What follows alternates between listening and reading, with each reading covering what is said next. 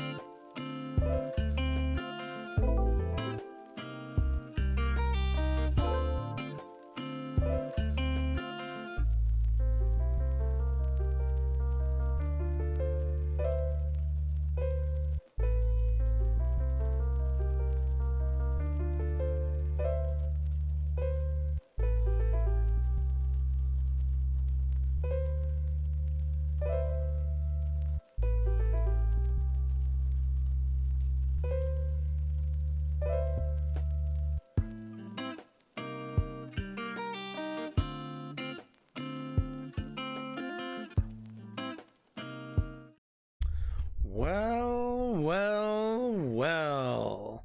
Oh, how the turntables. Well, today is I don't know if I'd say momentous day, but, I think it's fair to say that a pretty significant one that I am sure will be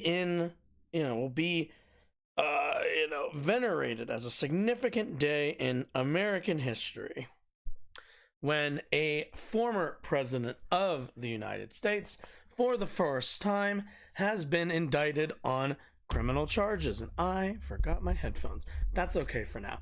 But before we do anything, actually, no, it's not. I have to go grab those. Yeah. Okay, 1 second. Somehow I always forget to grab my head. All the things.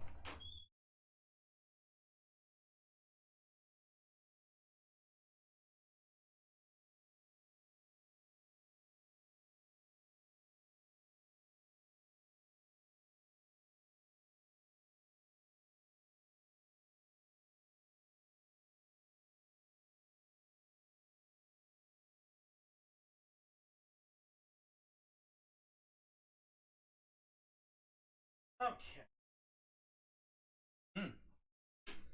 Off to a rousing start, a dramatic start, if you will. All right.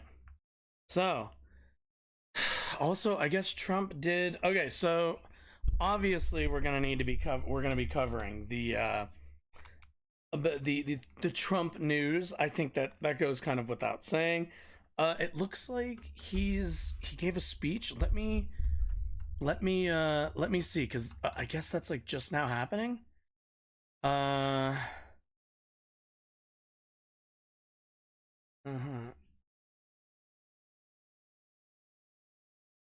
Let's see. What do we got?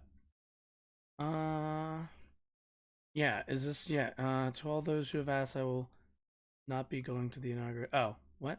I'm confused. Is this it? When was this? January. Oh, this is, oh wow, these are old.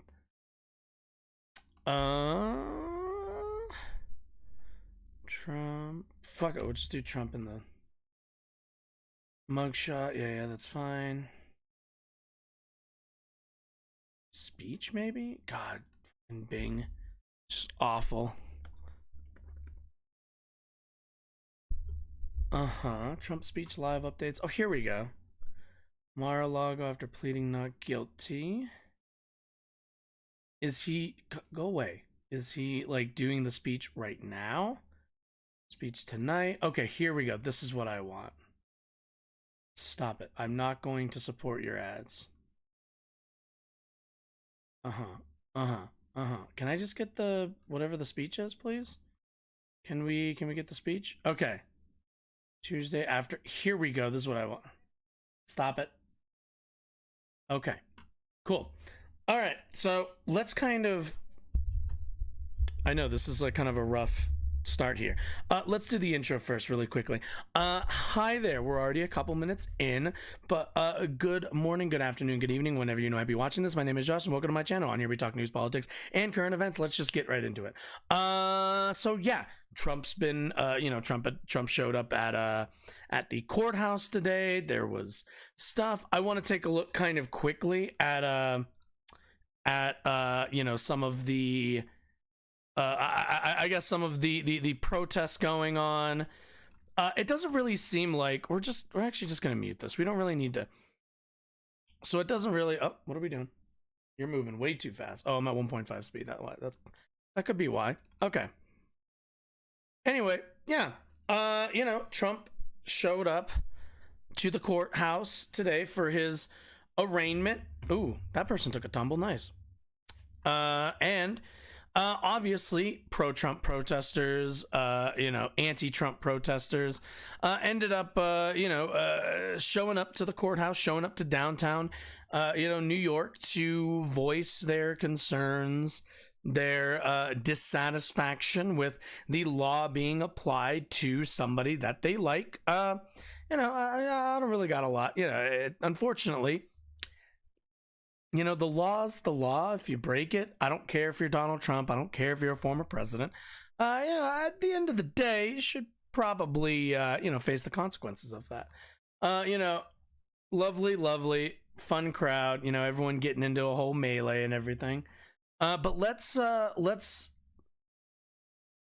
keep in mind that Trump and his audience were kind of told not to come out in droves to protest, because there was I think at the very least from a optics perspective, it seemed like conservative pundits, leaders knew that having MAGA show up at the courthouse would not be the wisest decision, as you can kind of tell from this video.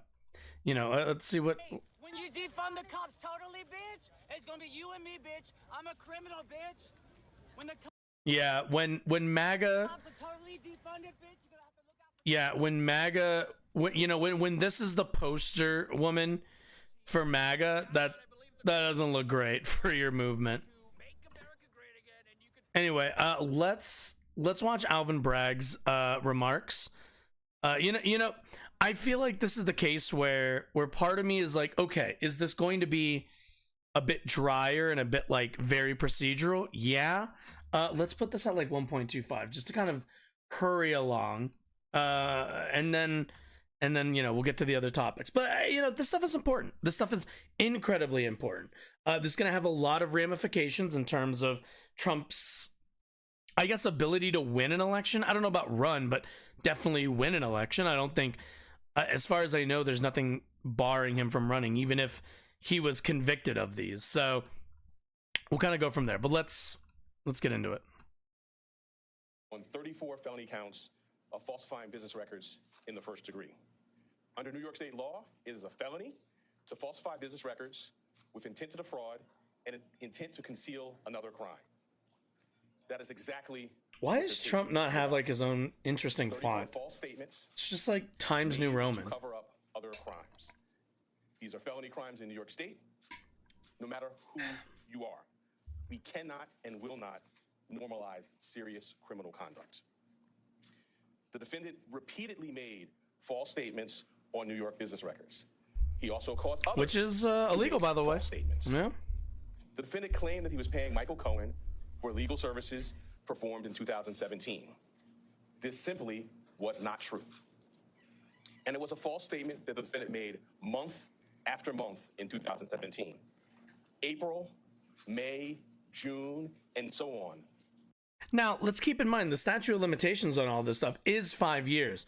I know the Alvin Bragg and his office are, from what I understand, they're using kind of COVID as a way to, I believe the argument was such that because of the complications of COVID, the right to a fair trial was not applicable at that time, during, within the 5 years span of the statute of limitations. So that's why they're going to try to argue that this should still be something that the judge should allow to pass. Now, will the judge do that? We'll kind of find out. But this also isn't even... It's actually really funny because this isn't really the strongest case against him. This is... And let's be honest here. This is the... We caught you on doing something kind of minor and dumb. But you're suspected of also the interfering with the Georgia election. So, I mean, when we get down to it, this is an unforced error by Trump, certainly with the whole Stormy Daniels stuff. But, I either way, I can't help but, this is still the weakest case that there is out there involving Trump. Well, we'll see how it plays out. I'm not. Through the rest of the year. I'm not convinced it will. 9 straight months. The defendant held documents in his hand containing this key lie, that he was paying Michael Cohen for legal services performed in 2017. And he personally signed checks for payments to Michael Cohen for each of these 9 months. Goddamn. In total, the grand jury found there were 34 documents with this critical false statement. Okay, so it's okay. Why so it's basically 34 counts of make these false statements. Makes sense. The evidence will show that he did so to cover up crimes relating to the 2016 election. Donald Trump executives at the publishing company American Media Incorporated, Mr. Cohen, and others agreed in 2015 to a catch and kill scheme. That is, a scheme to buy and suppress negative information to help Mr. Trump's chance of winning the election. As part of this scheme, Donald Trump and others made 3 payments to people who claimed to have negative information about Mr. Trump. To make these payments, they set up shell companies, and they made yet more false statements, including, for example, in AMI, American Media Incorporated's business records. Jeez. One of the 3 people that they paid. That's why you don't leave a paper trail, was idiots. Stormy Daniels. Less than 2 weeks before the presidential election, Michael Cohen wired $130,000 to Stormy Daniels' lawyer. That payment was to hide damaging information from the voting public. The participant scheme was illegal. The scheme violated New York election law. Now, keep in mind, the part where, from what I understand, and in terms of the law, it's not illegal to send that kind of money in terms of wanting to keep a story quiet.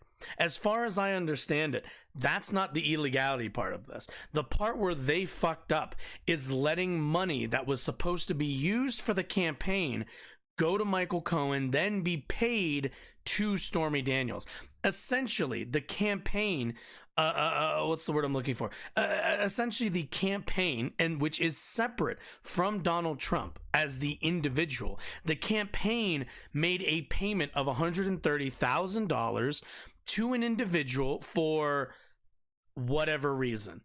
But when they made the statement of, oh, what was the reason for this $130,000 payment? When they filed taxes through the campaign, they said, oh, it's legal fees for Michael Cohen. That wasn't true. He did take that money, and he ended up wiring that to Stormy Daniels' lawyer.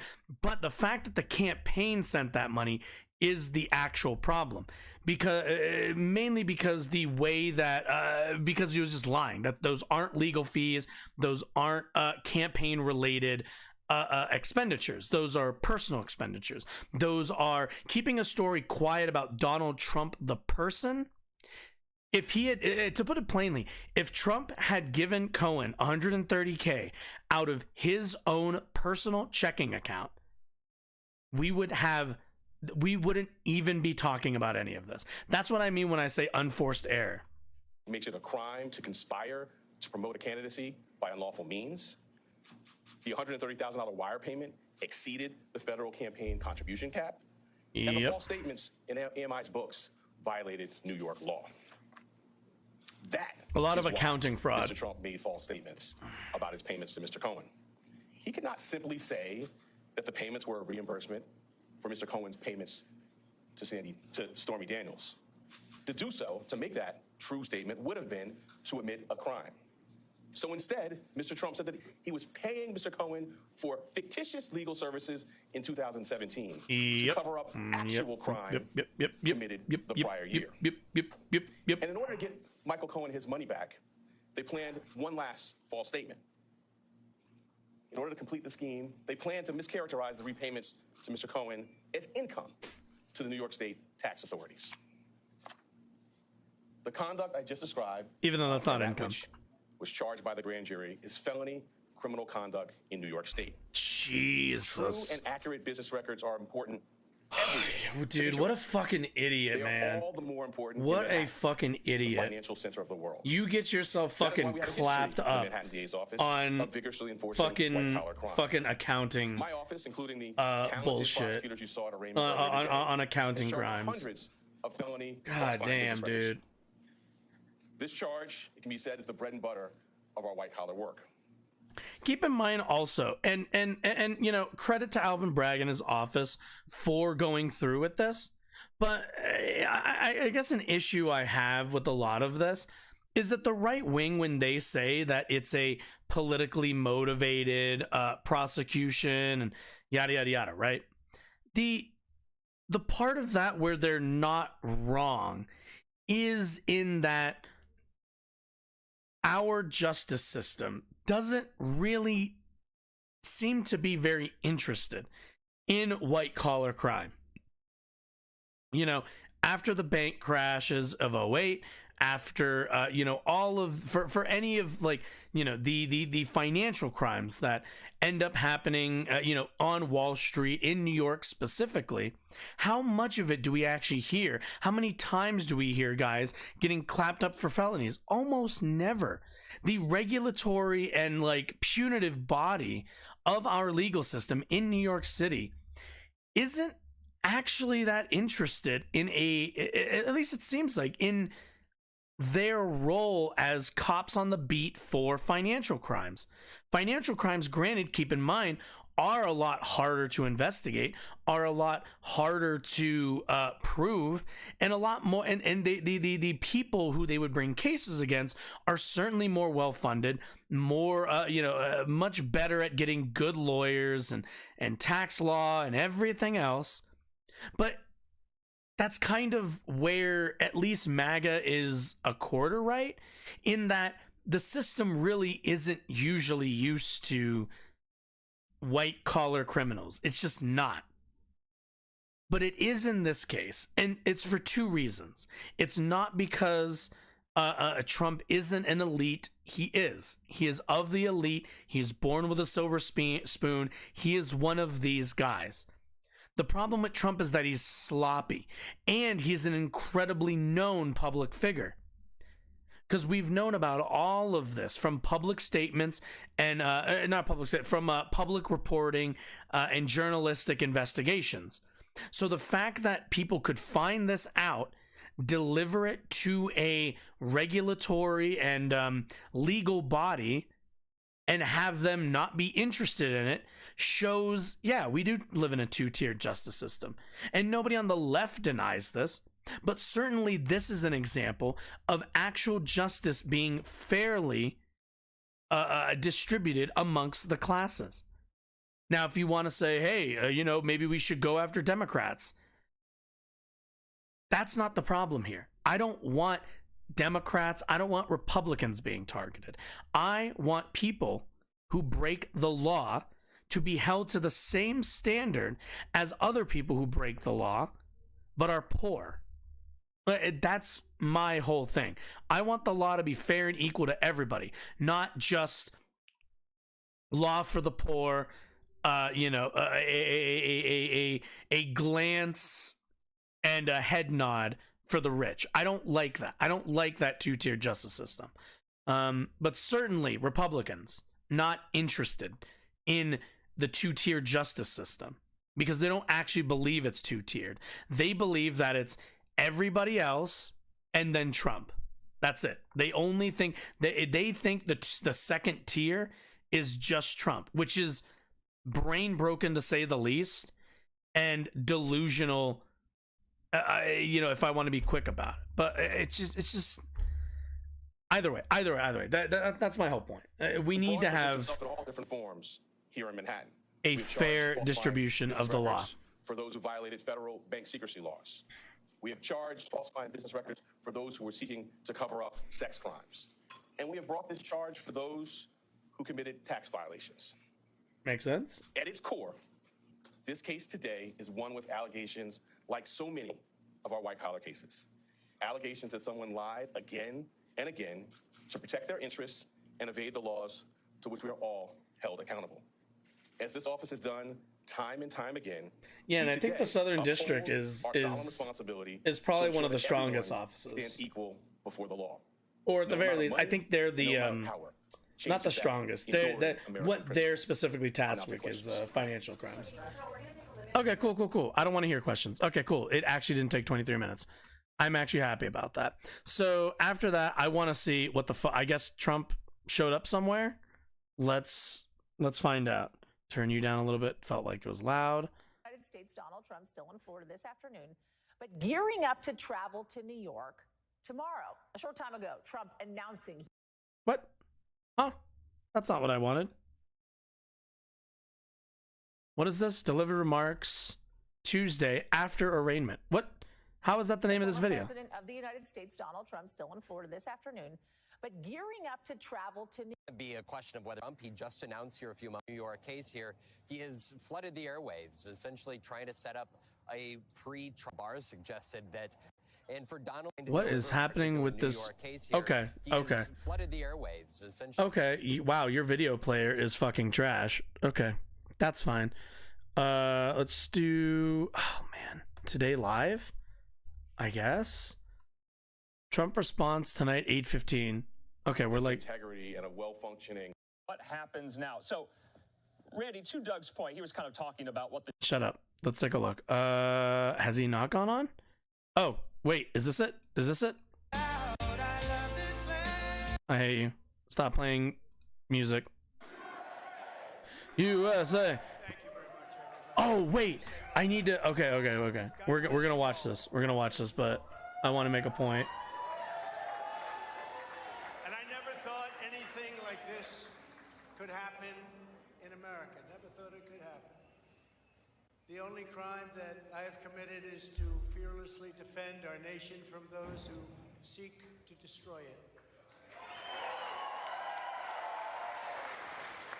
From the beginning, God, he's such a martyr. Spied on my campaign. Remember that? They attacked me with an onslaught of fraudulent investigations. Russia. Oh man. Ukraine.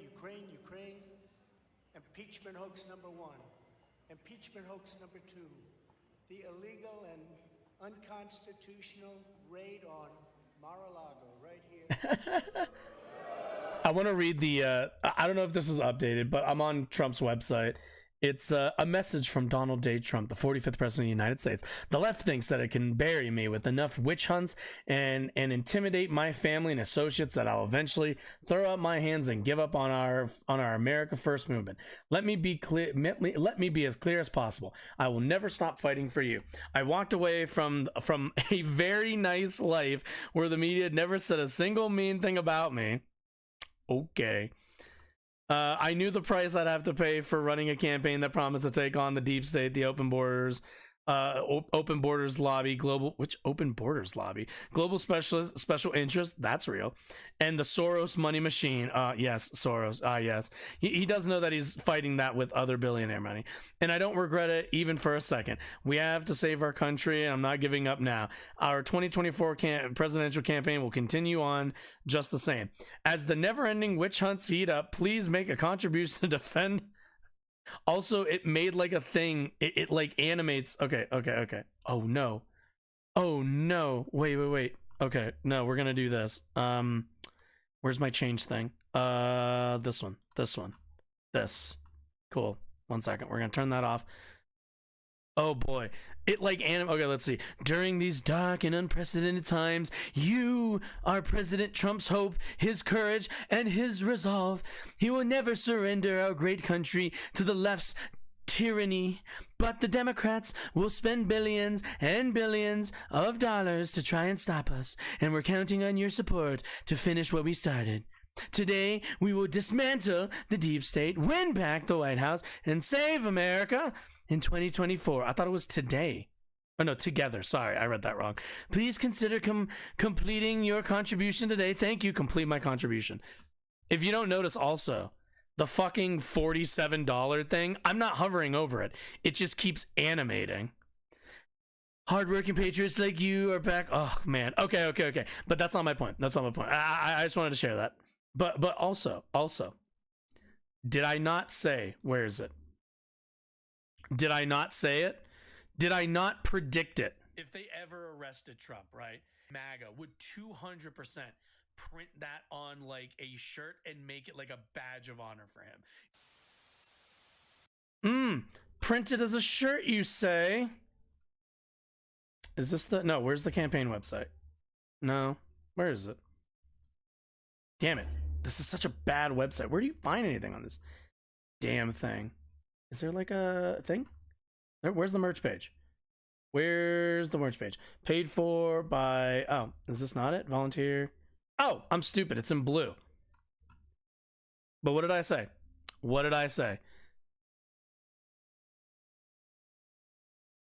If they ever arrested Trump, right? MAGA would 200% print that on like a shirt and make it like a badge of honor for him. Now, I'm not above saying it. I told you so. I told you so. I even put up the picture of fucking Vince fucking with his fake mugshot picture. I'm right now, I'm saying it. I called it. I was right on this one. I knew that they'd fucking do it. Made in America. I wonder how much of that is true. Anyway, just want to brag, just humble bragging for a minute. Let's hear from the man himself. Let me make sure if I need to find anything else. Oh yeah, that was also super zoomed in. Okay, there we go. The unconstitutional changes to election laws by not getting approvals from the unconstitutional changes. Okay, sure. The millions of votes illegally stuffed into ballot boxes and all. So do you notice he's not even talking about like his crimes or wrongdoing? He's just pivoting straight to the election.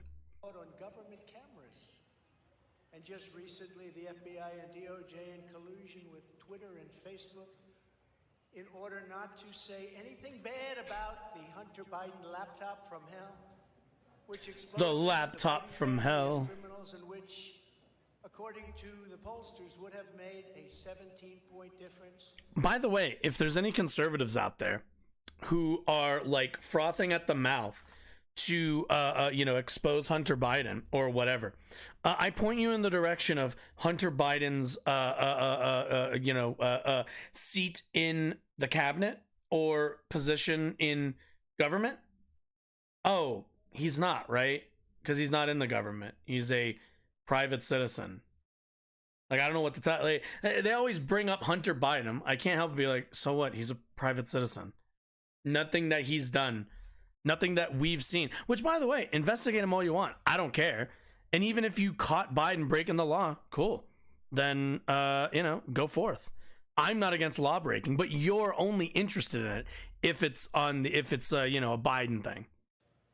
In the election result, and we needed a lot less than that, like about Christ above, Trump. Why are you so quiet? It would have been in our there favor. We go. Wake up, buddy. Wake up. Our favor. Because going to hell. I also really love this. It's a real mark of fascism when somebody ties themselves and the betterment of them to the betterment of a country. It's how you build a cult of personality. It didn't exist. It was Russian disinformation. Remember that? Russian disinformation. Strongly by the FBI. Do people find this compelling? God damn. He's like so low energy. And so much more. Our elections were like those of a third world country. My God. Now this massive election interference at a scale never seen before in our country, beginning with the radical left, George Soros-backed prosecutor Alan yes. of New York. You got to get the radical left in there. Who campaigned on the fact that he would get President Trump. I'm going to get him. I'm going to get him. This is a guy campaigning. He wanted to get President Trump at any cost, and this before he knew anything about me. Didn't know a thing about me. Didn't know a thing.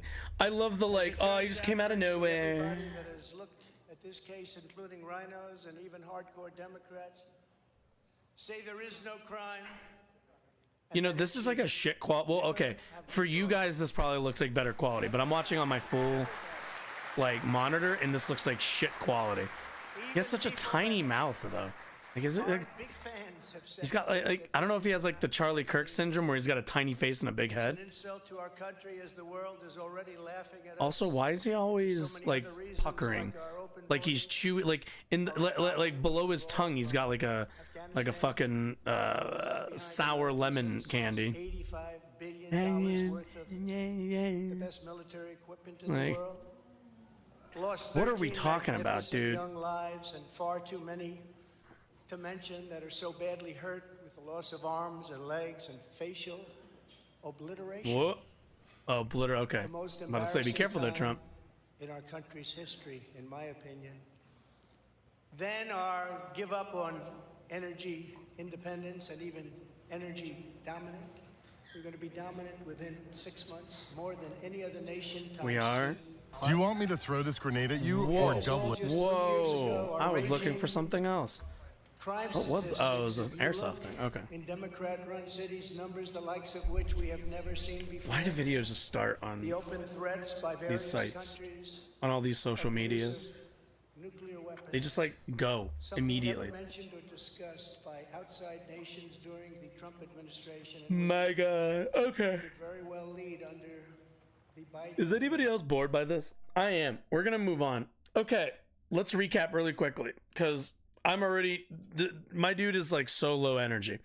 Let's just recap really quickly. All right, Trump's been arrested. He showed up. He did his whole. I'm sure they fingerprinted him. They most certainly mugshotted him. They're not releasing it, although it might get leaked, which will be fun. Otherwise, we'll kind of see if he broke the law.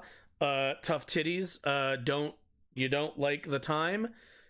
Don't do the crime. That's I hear that all the time from conservatives and from people who are big into the being law-abiding citizens and everything.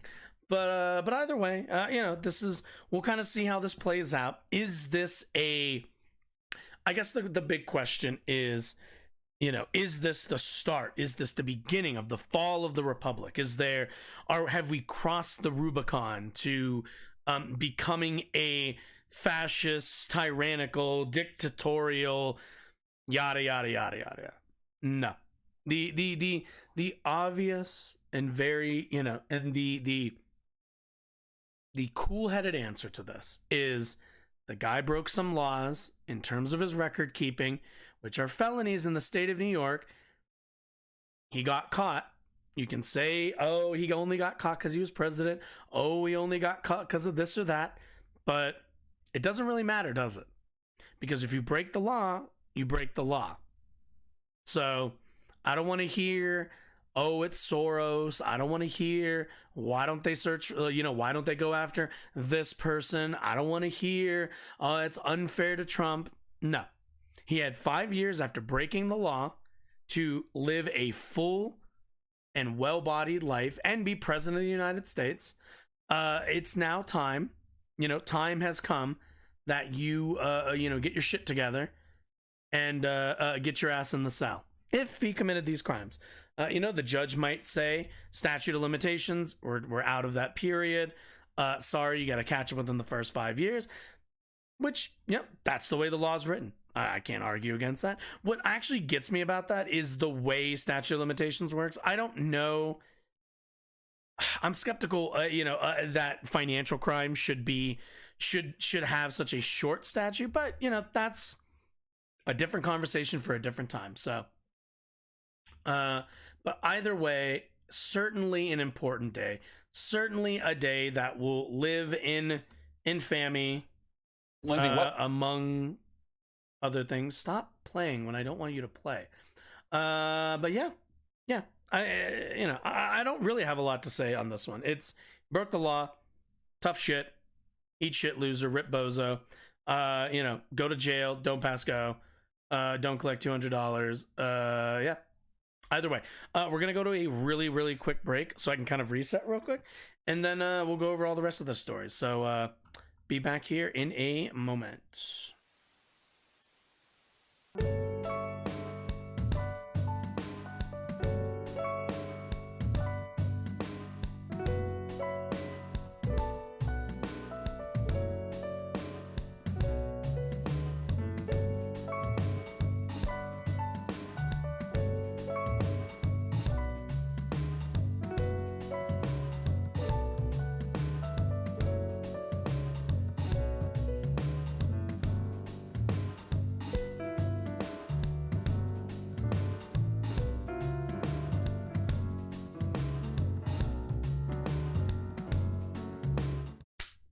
All right, like I said, that wasn't going to be very long. I just wanted to get a reset really quickly, just to, freshen up now that we're out of the Trump topics.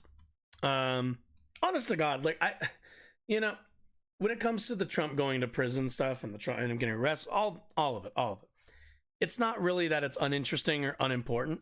It's current, it's kind of fun, but I don't know. I can't help but just kind of be disinterested in it to a degree, just because I'm not going to be in the courtroom. We're not going to see a lot of courtroom evidence. They're going to what's going to happen is what's going to happen, you know, and how he responds will be interesting, and how the right-wing response will be interesting, but we'll take that maybe on a Thursday. We'll try to go and I figure we'll kind of see how the rest of his party and his you know, sphere of influence reacts to all of that. But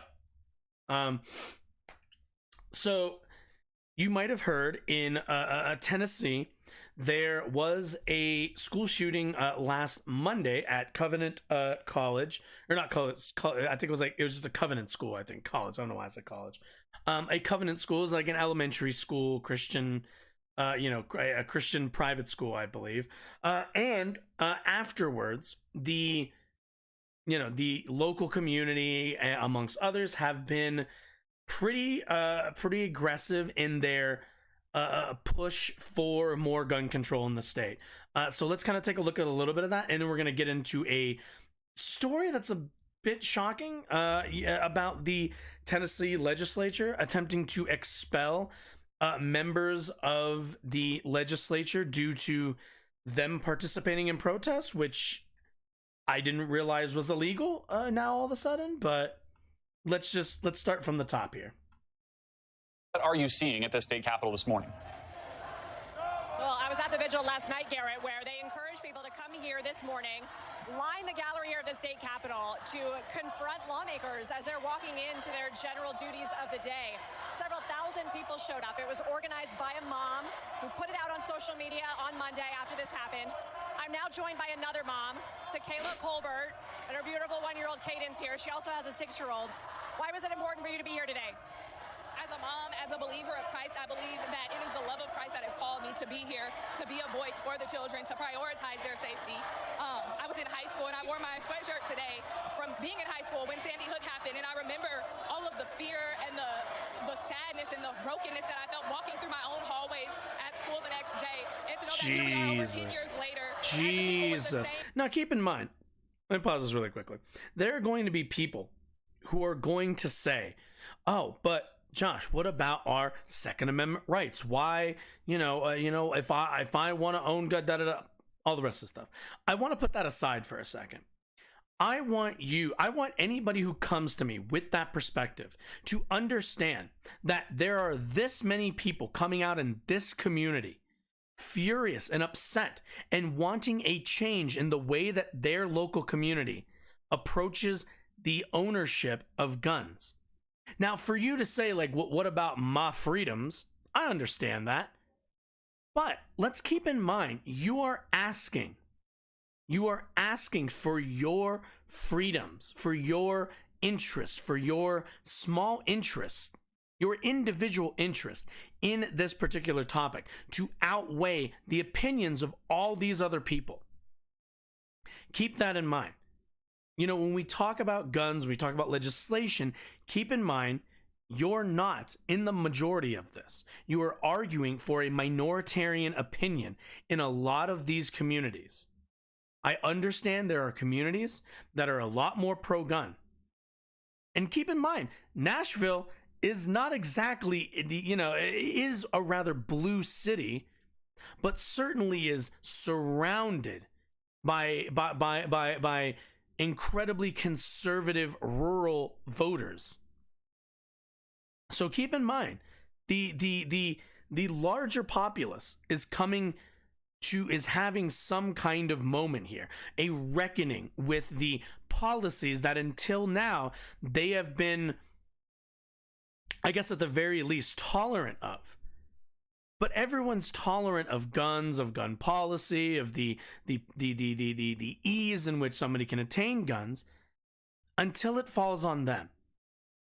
I noticed that a lot, that people are pretty, uninterested in the gun debate. They're not as, I think not non-concerned, but certainly it's not top of mind for them.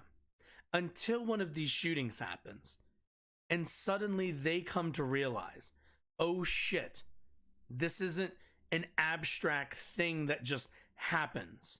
This happens in my community. This is going to happen in the next community over.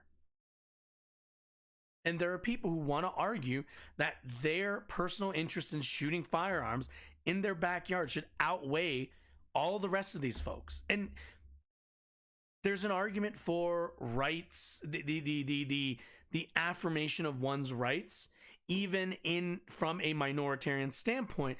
But I think the 2A community and those who have advocated for it need to reckon with the fact that they are not in the majority on a lot of this.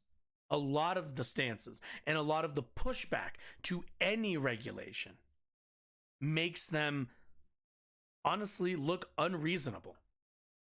Asking for our children to be prioritized, for their safety to be prioritized. I felt a duty to be here. Have you talked to your 6-year-old about all of this?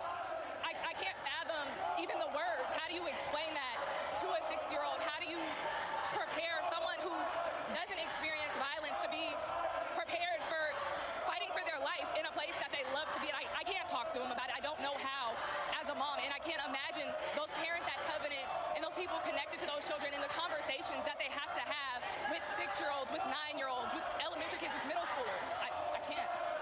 And Sakayla's also got a sign that says graduation's not funerals. So people are asking lawmakers to do something. There are several bills, Garrett, right now going through the General Assembly that would expand gun access. So time will tell whether the show up. You know, especially when we talk about the American citizens' influence on the laws that govern them. Imagine living in this community. You've gone through this shooting. You've seen, footage of all the other shootings that happen around the country. And your lawmakers, against your wishes, decide to enact legislation, propose legislation, that is the opposite of your value assessment. Your legislatures have decided that while you cry for more gun control and a safer approach to firearms, the people you elect to represent you have decided no, you will get less gun control and you will have more danger. This is what we talk about when we say that there is a corrupt political system. This is the result. This is the impact that it has on normal, average, not the most politically engaged voters. If you're out there and you're not super politically engaged, you're not, you go to work, you come home, you take care of your family, you try not to worry about politics and get dragged into, this debate or that debate or into uncomfortable topics. Understand that in your locality, there is a strong chance that you hold values in terms of how the society you live in should be structured, and the barriers to that polite society, that the people who represent you hold the utter opposite value system. In a time where you think that you are safe, that you live in a community that could never see any of this, you're going to get a wake-up call eventually to find out that politics and all the rest of the stuff that makes you uncomfortable is going to come to your door. All this stuff touches everybody. But keep in mind also, with that being said, Tennessee also has been moving, apparently, to expel 3 Democratic lawmakers after this protest. So, who is this? Representative Justin Jones, and does it say who the other person is? No, I think that might be Savers. Nashville. Tennessee Republican lawmakers took the first steps Monday to expel the Democratic members from the GOP dominant House for their role in a recent gun control protest at the state capitol. The extraordinarily rare move resulted in a chaotic and fiery confrontation between lawmakers and supporters opposing the move, and has further fractured an already deep political division inside the Tennessee legislature. Resolutions have been filed against Representatives Gloria Johnson, Justin Jones, and Justin Pearson. after they led chants from the House floor with supporters in the gallery last Thursday. The resolution declared that 3 had participated in, quote, disorderly behavior and, quote, did knowingly and intentionally bring disorder and dishonor to the House of Representatives. Now, naturally, one needs to ask, unfortunately in America, we have this weird obsession with civility and with decorum in our legislative bodies. I got no problem with people. If you ever watch those clips of Parliament where they're utterly disrespecting each other, I feel like we need a little bit of that energy. Republican Representative Bud Hulsey, Gino Bolso, and Andrew Farmer filed the resolutions. They successfully requested Monday that the House expedite the process and vote on the resolutions Thursday. Despite support from the Republican supermajority, their requests sparked outrage among supporters watching in the gallery. Their loud jeers led House Speaker Cameron Sexton to demand that they be removed by state troopers. Also during the turmoil, several lawmakers engaged in a confrontation on the House floor. Jones later accused another member of stealing his phone and trying to, quote, incite a riot with his fellow members. Gonna take a look at that in a second. Sexton deemed Jones out of order and cut off Jones's microphone. Hundreds of protesters packed the Capitol last week, calling out for the Republican-led State House to pass gun control measures in response to the Nashville school shooting that resulted in the deaths of 6 people. As the chants echoed throughout the Capitol, Jones, Johnson, and Pearson approached the front of the House chamber with a bullhorn. As the 3 shared the bullhorn and cheered on the crowd, Sexton, a Republican, quickly called for recess. He later vowed the 3 would face consequences. Meanwhile, House Minority Leader Karen Camper described their actions as good trouble, a reference to the late U.S. Representative John Lewis's guiding principle. By Monday, Sexton confirmed that the 3 lawmakers had been stripped of their committee assignments and said more punishments could be on the way. A few hours later, House Republican Caucus Chairman Jeremy Faison referred to Jones as the, quote, former representative during the evening session. Pearson and Jones are both freshman lawmakers. Johnson has served in the House since 2019. All 3 have been highly critical of the Republican supermajority. Jones was temporarily banned from the Tennessee State Capitol in 2019 after throwing a cup of liquid at former House Speaker Glenn Casada probably, and other lawmakers while protesting the bust of Confederate General Nathan Bedford Forrest inside the Capitol. Expelling lawmakers is an extraordinary action inside the Tennessee Capitol. Just 2 other House members have ever been ousted from the chamber since the Civil War. So, let's take a look at the video really quickly. Are trying to expel 3 Democrats from the GOP-led House for their role in a recent gun control protest at the state capitol. It's a super rare move that resulted in a heated confrontation between lawmakers. 3 Republicans filed resolutions against Democrats Gloria Johnson, Justin Jones, and Justin Pearson, claiming they participated in disorderly behavior when they led chants from the House floor last Thursday. They chanted as hundreds of protesters packed the Capitol to call on the Tennessee State House to pass gun control measures in response to the Nashville school shooting. The 3 Democrats were stripped of their committee assignments following the protest. Lawmakers will vote on Thursday on the resolutions to remove them. So, yeah. So when we talk about, when we say that the Republican Party is steeped in fascism, this is what we're referring to. The idea that you would expel members of your House of Representatives for participating in protest says a lot about your deference to public opinion and public outcries.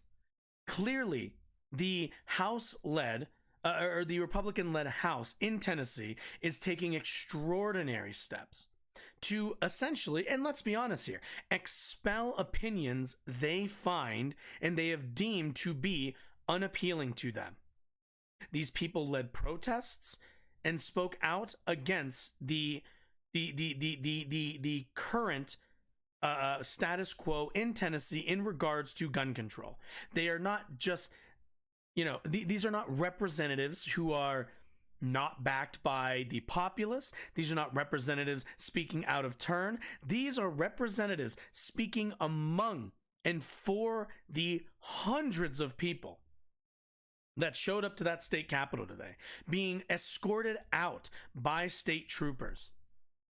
This is in absolutely no complicated terms, utter undemocratic, tyrannical control. That's all it really is. I struggle to find the words, mainly because all of my life, I have heard from Republican lawmakers, Republican pundits, Republican voters, every single time.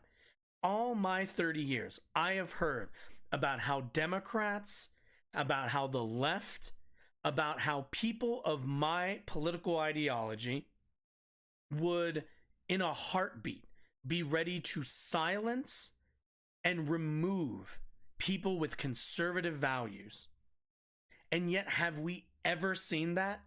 Marjorie Taylor Greene, Lauren Boebert, Matt Gaetz, all of these guys who aided, abetted, and egged on the January 6th rioters, do any of them have any of them been expelled? Would any of them be expelled by their own party? No. The only tyrannical force in this country is the Republican Party. The only fascist movement in this country is the Republican Party's MAGA movement. They can say, the GOP can say that MAGA is separate from them, that the party is, you have your Mitch McConnells trying to be center right. But this is the monster that they have created for all of us to deal with. We now have a woman like Marjorie Taylor Greene, a unfathomably unintelligent, uncreative, deplorable person running as what is she, like second or third in command behind the Speaker of the House, the United States House of Representatives.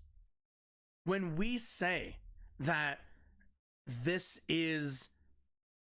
movement is not even just growing, it is beginning to target and excise dissension.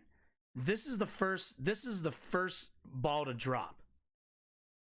Do you think that a Republican-led House of Representatives in DC, do you think, federally, do you think they're above doing this?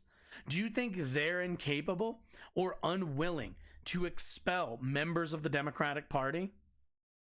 I don't think so. We'll see how this plays in Tennessee. But if they don't face any repercussions, if this is not something that we see, the broader Republican Party push back against, which as far as I've seen, we haven't, then we have a real problem. We have a party that is beginning to toy with the idea of expelling dissension.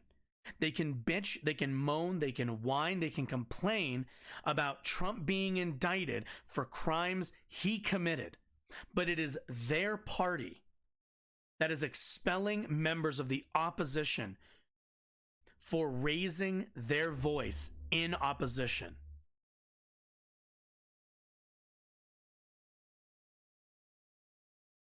There's really no other, there's almost no other way for me to characterize this.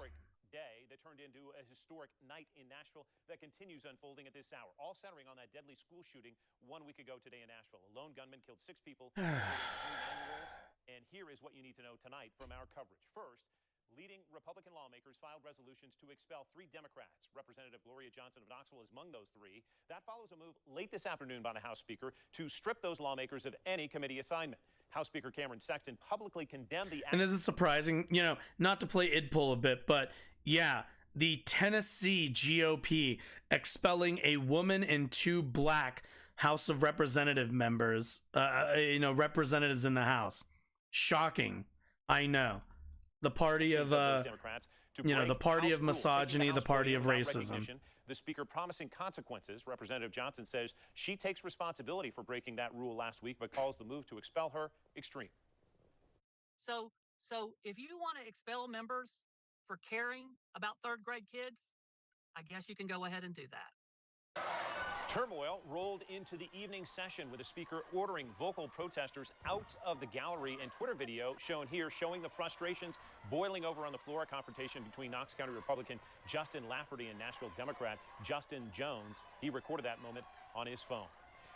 One of the largest protests in recent history centered on renewed calls for Nashville lawmakers to pass tighter restrictions on guns. It's a direct contrast to a string of bills so far this session supported by the... Also, I believe, keep in mind, I believe it's 30% of the population of the entire U.S. population owns guns.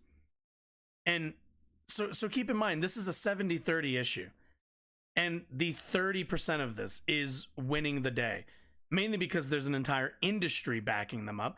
But keep that in mind.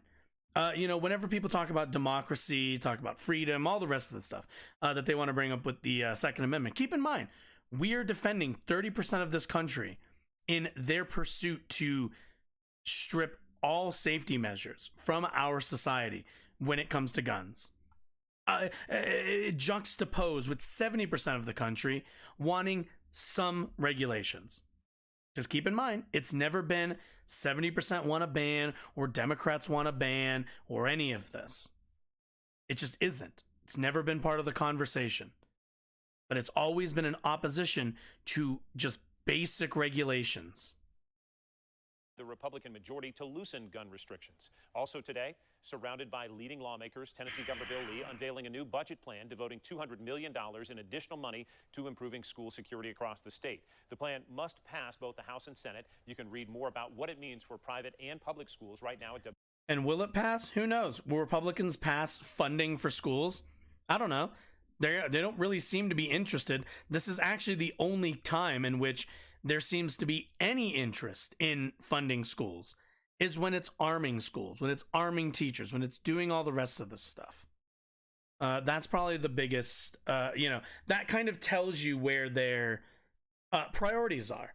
Because when it's buying books, when it's paying teachers well, when it's getting supplies for those schools, Republicans have no fucking interest in funding schools. They just don't. They never have. But only in the case where, oh, hey, we could buy some body armor, we could buy some guns, we could probably get a good deal from manufacturers, help them make a little bit of money on the side too, by the way. That's the only time they're interested in passing broad funding for school. It's fucking disgusting. It's goddamn disgusting. And I know I've been really, the last couple of days has been stop it. Has been a lot of gun stuff, but it is I want to communicate to people the conversation around guns. The reason why we focus so much on them is because it's the broadest and fastest way for us to find a solution to a lot of this stuff. Because a lot of times Republicans will say it's the mental health, right? But do they ever follow up on what they want for that? And you can say, oh, it's mental health that's causing all of these shootings. Well, that's correct. Most of the people who do them are mentally ill. But what are Republicans proposing that we put into place, that we create to solve that problem? Fuck all. I've never seen once a real effort from the Republican Party to pass any kind of comprehensive mental health care legislation aimed at offering those kinds of services to everyday Americans. It just doesn't happen. I'm still waiting to see what it is. Where it's going to come from. Does the Republican Party support Medicare for all? Fuck no. They think it's communist. They think it's socialist. That's more than enough for them to hate it.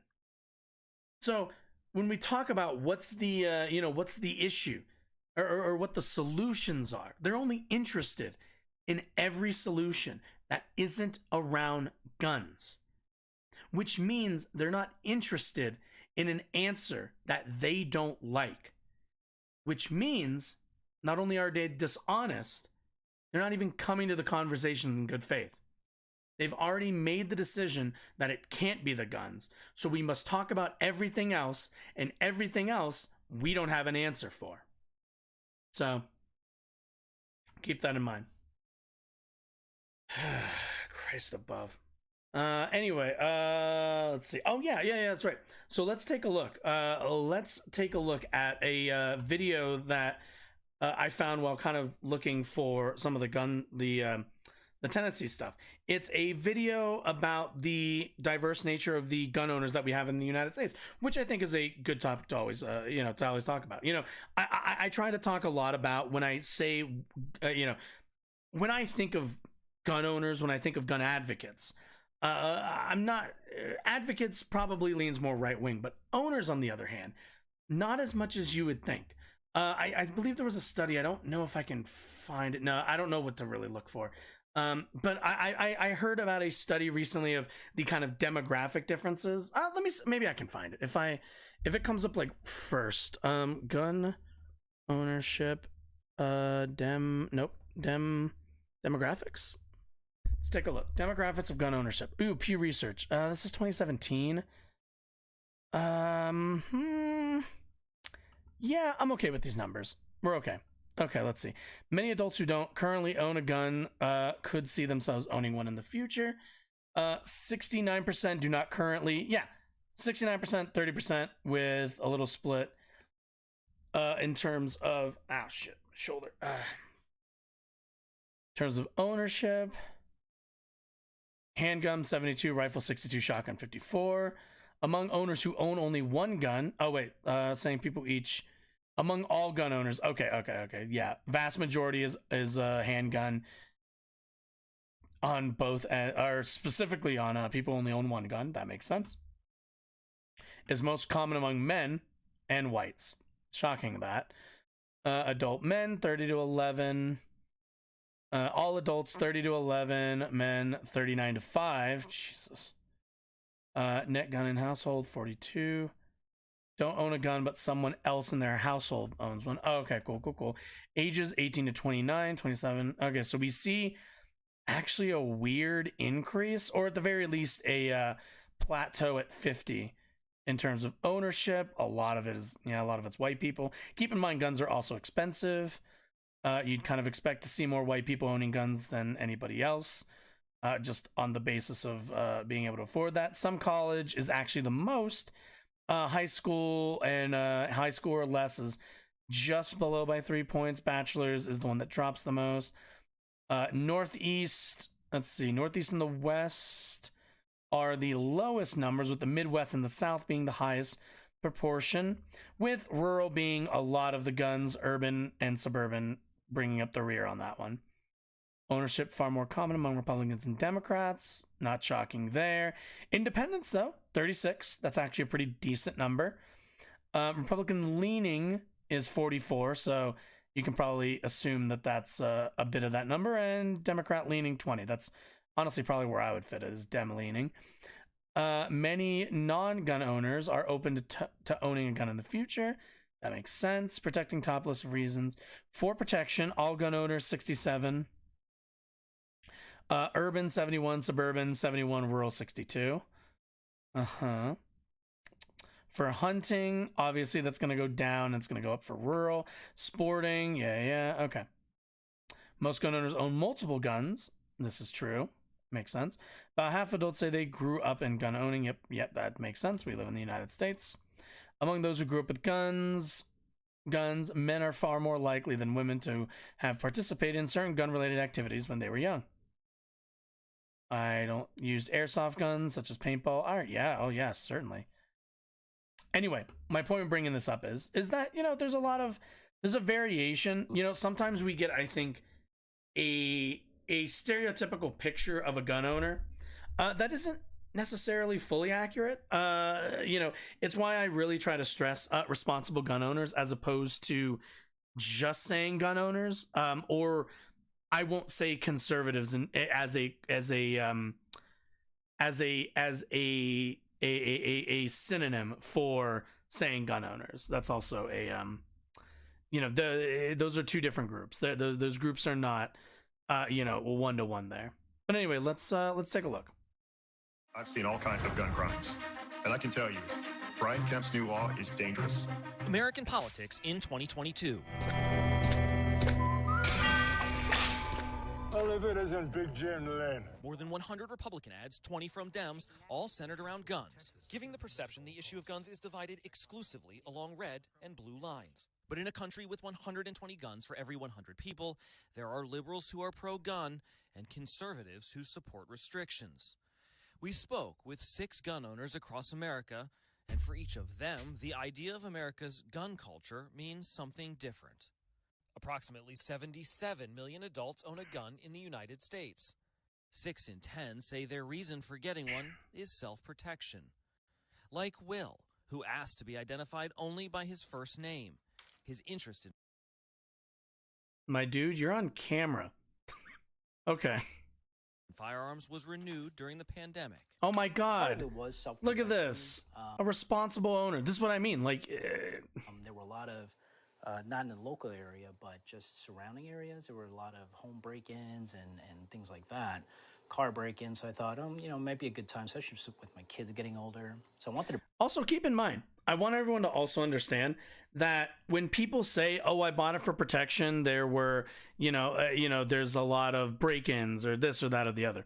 Keep in mind that there is a correlative element to that, in the sense that a lot of local news tends to focus on these break-in stories, on these home defense stories, on just a lot of these sensationalized stories, a lot of these stories that just sound like movies. They sound like action movies and stuff like that. So keep in mind, there is an element to, I think, people being kind of pushed into this defensive posture by media and this is the problem with our media right now, that's funded by ads and isn't funded by giving you information. A lot of news these days is a bit of news and a bit of entertainment, and it's usually a bit of a mix of both. When any news broadcaster focuses on a recent crime, not crime wave, but a recent break-in story, somebody has to defend their home or whatever from whatever, right? That's a sensational and interesting story. People are going to want to watch that. People are going to click on the article. People might read it online. And that drives traffic, which drives revenue. So unfortunately, our news delivering systems, our news delivering organizations are financially motivated to produce more and more sensational news. A good kind of, if you want like a cinematic example of this, if you've ever seen Nightcrawler, the movie with Jake Gyllenhaal, understand that that's kind of the sensational aspect that the news is trying to get that attention for. Obviously it's a fictional movie, but those sorts of people who go out and try to film crashes and stuff like that, there is that element that, those guys exist and news broadcasters want that sort of coverage. It's sensational, it's interesting, it gets eyes, it's stuff like that. It's the profit motive behind delivering the news. And I don't know how we get away from that. People need to be paid to deliver the news, but that is an element of, I think, radicalization in these terms. It's, how we inform people about the society they live in is going to paint how they view that society, I suppose. But protect my family, protect my house. There will be people who will see these ARs and will say, these are the things that are destroying America. What do you sort of think when you hear that kind of stuff? I'm sympathetic to that. Is that what that certainly means, understand, subsonic? especially I for appreciate people who have kind words. experienced that What language trauma is that? or that tragedy. I don't take my ARs out. I don't know what and language just that is. flaunting it. My understanding in Maryland, there's no rule against open carry for rifles. But that doesn't mean I should just go around and flaunt it and carry it or let people know, hey, I have it. That's called being it's not what it's cringe. for me. In some states, it's legal to openly okay. carry weapons, including Cool. rifles, and people do. I appreciate and that. in places like Missouri, folks say it's a way of Sorry life. for the guns is all the shit going on over there in Russia and Ukraine. It's a real struggle for the people of Russia and the people of Ukraine. Nobody's winning in this scenario. Out here. Charles Kay my is a sympathies recently and support. retired Army officer who's training to be a gunsmith. A lot of people need to go hunt in order to put food on the table. Totally fair. They grew up hunting. You know, 2, 3, not 2, 3. Keep in mind, if you're hunting, 5, 6, I got no problem with you hunting. Are learning how to shoot, learning gun safety from their parents, and you know who gun else. Safety, the actual. That's how they grew up. So yeah, a lot of people have guns around here. That's the culture. While Charles is skeptical of new Especially, gun laws, I mean, there are you live- some that he you supports. live out here, yeah. I wouldn't be opposed to making everything 21. I'm not opposed to That would all make sense. gun transactions. You know, having to go through a Can we get federal 1080p, firearm please? Thank you. licensed dealer of some sort. Never gone hunting. Can I get a repeat? I was checking the thing. I wouldn't be opposed to making everything 21. I'm not opposed to. I actually don't really hear that one that often. I don't. Yeah, I'm fine with that. I don't know if all gun transactions, you know, having to go through a federal firearm licensed dealer of some sort. Never gone hunting. at the very least, I feel like an FFL should have to, you know, if these are like private person to private person, they should have to facilitate that. Like an FFL just has to facilitate the transfer and stuff. I enjoy shooting as a hobby. I enjoy shooting paper targets. James, who also requested his last name not be used, Dude, shoots you're only on for camera. Sport. People are gonna As the son recognize of a you. retired law enforcement What does he officer, have? What is many that, an might M4 expect him to Benelli be and an a- emphatic supporter Is that a of gun Benelli M4? rights. Might But he be. believes the right to gun ownership must be balanced with responsibility. A lot No, of I people don't think ask me so. as soon as they realize that I'm a gun owner, like, oh man, what if somebody breaks into your house? Are you going to use that? And I, sincerely looking deep down into that truthful mirror, I don't think I would. I think it would be very much a matter of call the police. I think a lot of people will get on. Yeah, the if you like campaign, wake the up rallying cry of any officer, by the way, a lot of the people who play John Wick in their head and are like, oh, I hear a rattle downstairs, I get my gun and I go fucking car stands through the fucking, you know, a lot of people who do that are in their minds narrativizing and falling for the Hollywoodification of guns and self-defense. Any police officer, go talk to any cop. You know what they're going to tell you if you ask them, what should I do in a scenario where I hear stuff going on downstairs, you know, in the middle of the night? You know what they're going to tell you? What the police are going to tell you? They're going to tell you two things. One, close your door, lock it. If you feel you need to, barricade it. But otherwise, close your door, call the police, barricade it if you need to, and grab some kind of weapon. You know, if that's the gun in the room you're in, fine. But if you're not a gun owner, grab, you know, fucking whatever you got in the house. You know, we have like that right there. That's a keyblade. If I hear some like rustling, if we had it downstairs, you know, if we were in that scenario, you lock this door, maybe you barricade it if you feel you need to, and you know, if somebody rolls up on you, I bash them with the fucking keyblade like they're a heartless. So, and any police officer who tell you that, they will tell you every time, do not engage with an intruder because it's dangerous. You are at a higher risk of being harmed or accidentally harming somebody in your family that maybe came home later than you would have expected. There are hundreds of stories of people going downstairs, they fire on somebody who they think is intruding, and it's their kids, it's their dad, it's their whatever. Because people make mistakes while handling firearms and are too hasty because they're too ready to fucking do the whole thing, right? But any of them, go. I genuinely mean this. Go talk to an actual police officer. This is what they'll tell you. Don't engage. Call the police and don't engage. Rights, and I think it would be more helpful for us to also consider the responsibilities attached to that. Views about guns can vary widely depending on where you are. For example, I'm here right now in suburban Baltimore, and the views here are very different than the views in a place like where I am now, in downtown Baltimore, a place where the murder rate this year is outpacing that of last year. Ugh. I realized it was really a stress reliever. Like, I was having kids, like, really coming in there, Baltimore, wanting to fight everyone. Alex Long, a community activist who's lost family members to gun violence, has decided to open a gym to try to lure kids off the streets and away from guns. And by the time they left, they literally would come to me and like, man, if I wasn't doing this, I'd probably get locked up. In a city with more than 240 homicides so far this year, guns here are easy to get. 13, 14-year-olds that will have access, and it's deliberate. Like I say, guys will come around here with cars and trucks full of firearms, and the purpose is target our youth. Where are our leaders? And keep in mind, I also want to be really, really clear. Stuff like that's illegal. The cops need to be better about that.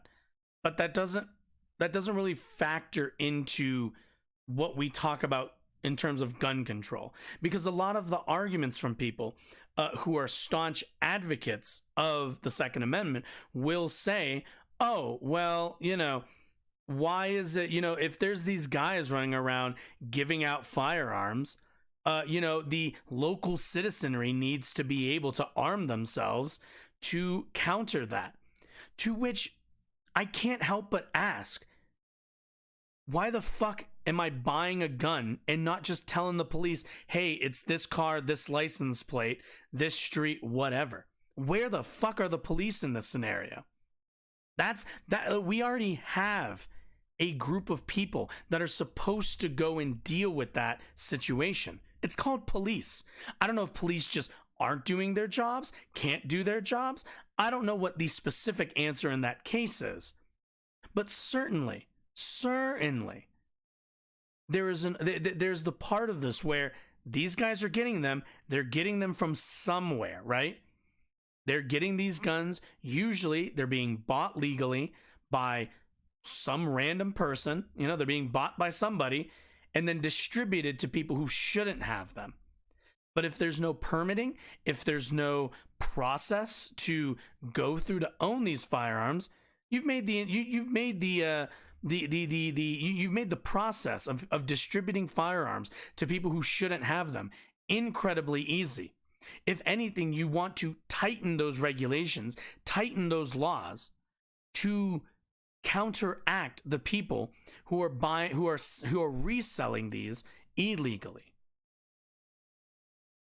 But anyway. To tackle this issue, because these are our kids. These aren't some war-torn country or a bunch of soldiers that have been heavily trained. These are our kids, and we turned our back on them. So that's our fault. You know, so our kids, they felt... Also, I don't think I really need to say this, but there's a reason why Baltimore is a fucking mess. And a lot of that is due to income inequality. It's due to a lack of stable wages and a lack of being able to find stable and what's the word I'm looking for? And stable and meaningful work in terms of your wages. You know, if you're living in communities that are starved for resources, that are starved for opportunities in terms of building businesses, in terms of finding, you know, gainful employment, all the rest of these things, people will inevitably turn to whichever avenue is left for them. If your options when you turn 16 are work at 7-Eleven for $10 an hour, or go sell drugs for, let's say, let's be generous and say $13 an hour. And also you're not paying taxes on any of that. What are you going to pick? You're going to pick the drugs. Because it doesn't matter if you've got rent to pay, if you've got a mortgage to pay, if you've got food that you need to eat, if you have to survive at all, you're going to do whatever the fuck it is that you need to do to survive. That means selling drugs. If that means, if that means killing somebody in the process of selling those drugs, you're going to do it because you need somewhere to sleep. You need something to eat. You need somewhere to lay your head at night. And if the only avenue you have to meet those basic human needs are illegal, you're going to pick the illegal one. Because breaking the law and maybe getting caught is better than not and living in destitution. Not to mention that gangs and such offer people community, offer people shelter, offer people a role to play in life. Alone. They feel like they have to do it on their own. And sadly, in a lot of cases, I have to agree with them. Alex and his partner are both gun owners, and rather than have the government focus on gun restrictions, he'd like to see more funding for programs like his that offer support for those in trouble. Absolutely. He's working to try to prevent the worst. We got to get back to giving them real support. And it's not that 9-to-5 support.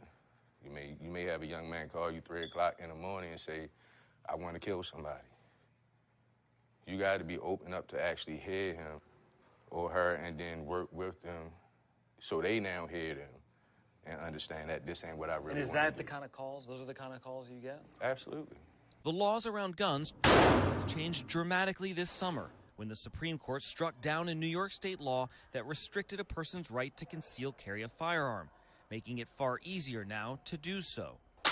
In places like Maryland, it's meant an increase in those wanting to conceal carry. Since the Supreme Court ruling, an unbelievable. And keep in mind, I want everyone to realize that these people aren't picking up firearms because of a desire to exercise their Second Amendment right. They're not. They're picking them up because of the societal choices that we've made that has led to them living in communities that are desperate and violent. Understand, their desire for guns is not a stance. Is not is the primary position for them. It's a response. They are responding to their environment. That is why when people say, "Oh, well, bad guys can get guns," and all the rest of the stuff, right? All the rest of the self-defense argument bullshit. Do you know why there are bad guys with guns? Because we don't have any regulatory bodies keeping track of all of this stuff. We don't have police that are tracking this stuff. We don't have communities that are thriving. Notice a lot of this gang activity happens in poor areas. There are so many factors as to why any neighborhood gets to the point where people need to pick up a gun, need to own a firearm for their safety. But they didn't own a firearm simply because they wanted to, or it was the first order. It was a response.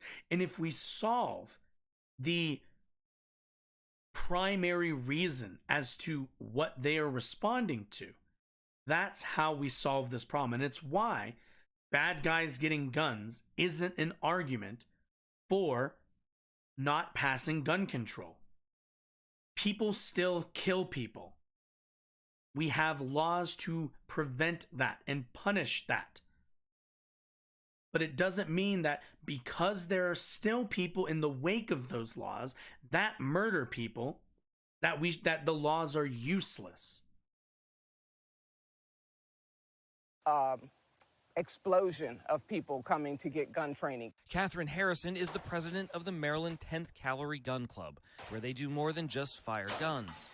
The club roots its history in the Buffalo Soldier and puts a premium on educating its members about current firearm legislation. Wow, Here in the state of Maryland, you have to have 16 hours of training. Yep. So I think most of these instructors have gone from maybe averaging 60 students a month to over 200 plus. What's most important to me, I think, is that gun owners provide or get some level of education to use their firearms, not just go out and buy one and then take it and bring it home, put it on the dresser.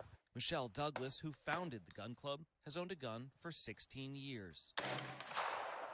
There's a lot of guns in America, too. Is it reasonable to think that we're going to... You're never going to get rid of the guns off the streets. Yeah, I don't know. Again, I don't know where this argument comes from. That ship has sailed. Not wrong. Not wrong. It's too late. There's too many guns out here on the street, and there's too many people that don't follow the rules. So lift the restrictions on people like me so we can defend our homes.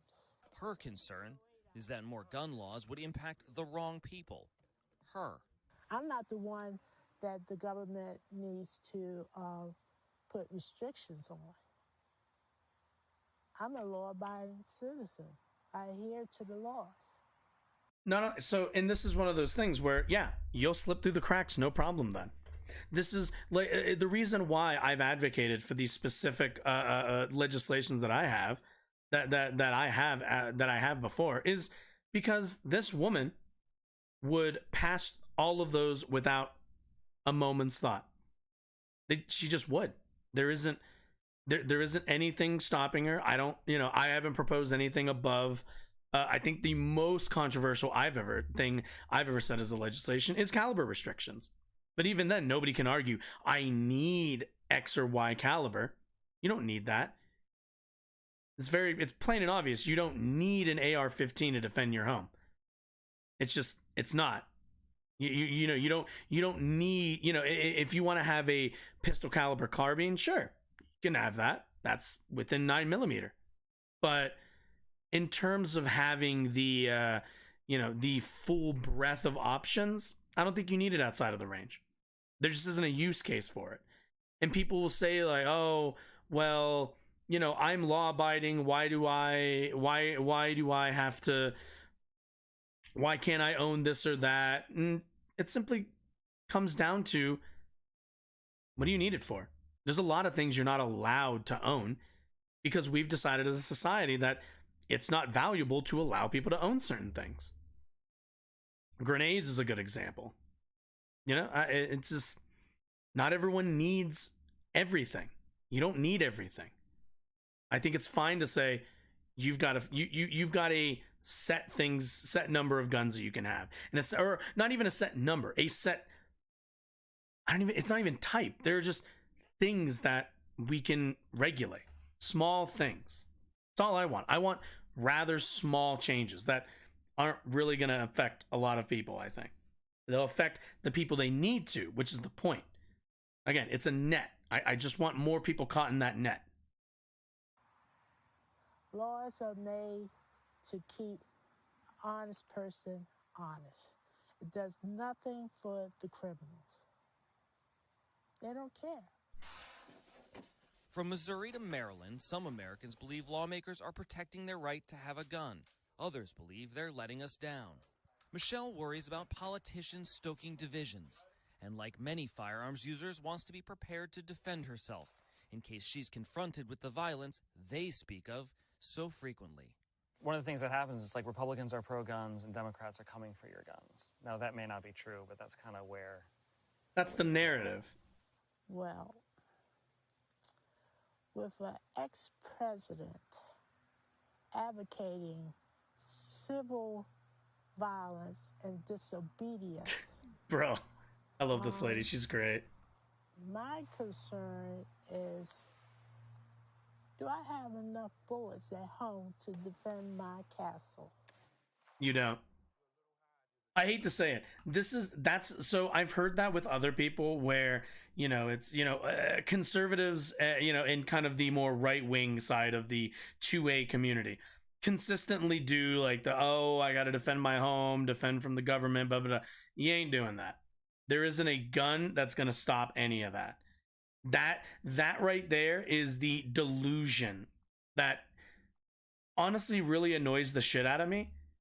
Mainly because you're not going to challenge the US military might with your fucking Sig Sauer. I'm sorry. It's just it's not gonna happen. You're not gonna get it done with an AR-15. You're not gonna get it done with an M4. You're not gonna get it done with any of this stuff. If the U.S. ever took that turn into a tyranny, where civil war and all of that, first of all, is it's wild. It's wildly unrealistic, and also I think people have an idea that it's going to play out in a way that I don't think we're going to see.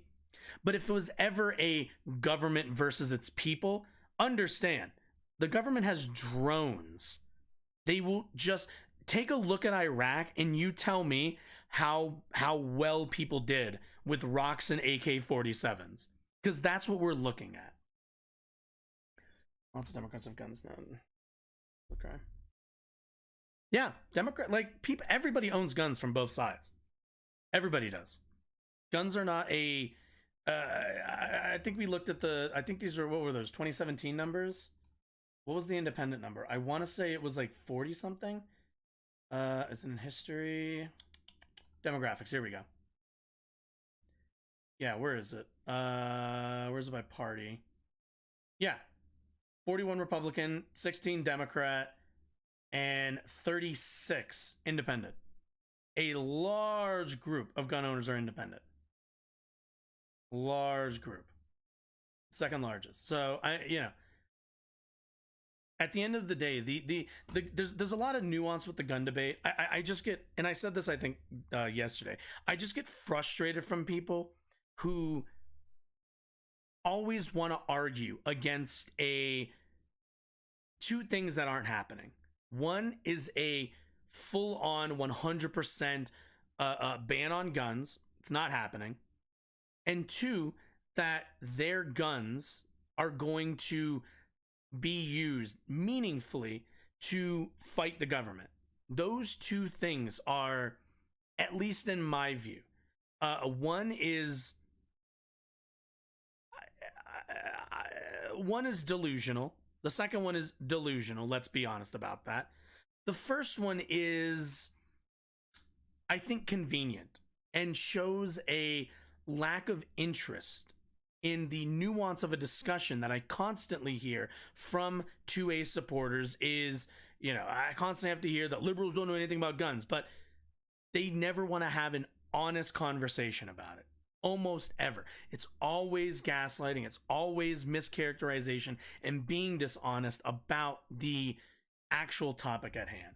And that really upsets me as a, I don't want to say as a gun owner. I guess partially as a gun owner. It's irritating when people be dishonest in defense of something that you're supportive of, I guess. It gets irritating.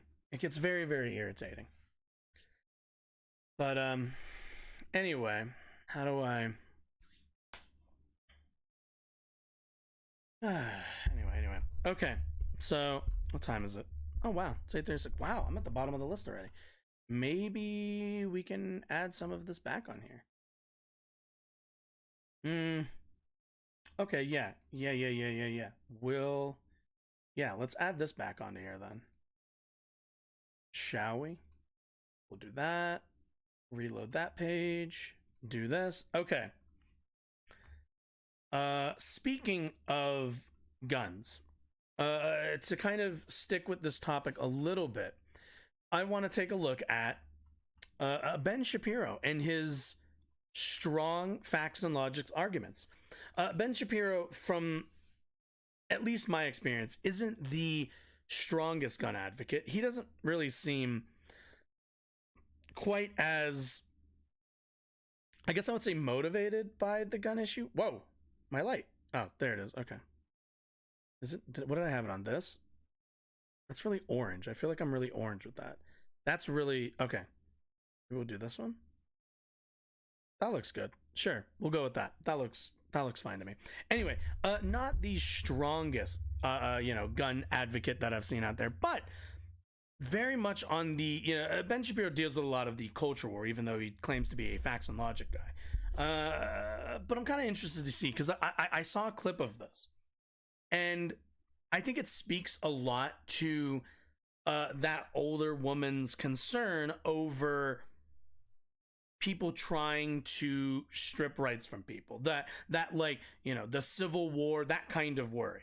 And I still think that's overblown, but I do think that there is the way that there's not a conversation on the Democratic side of a full-on ban on all guns.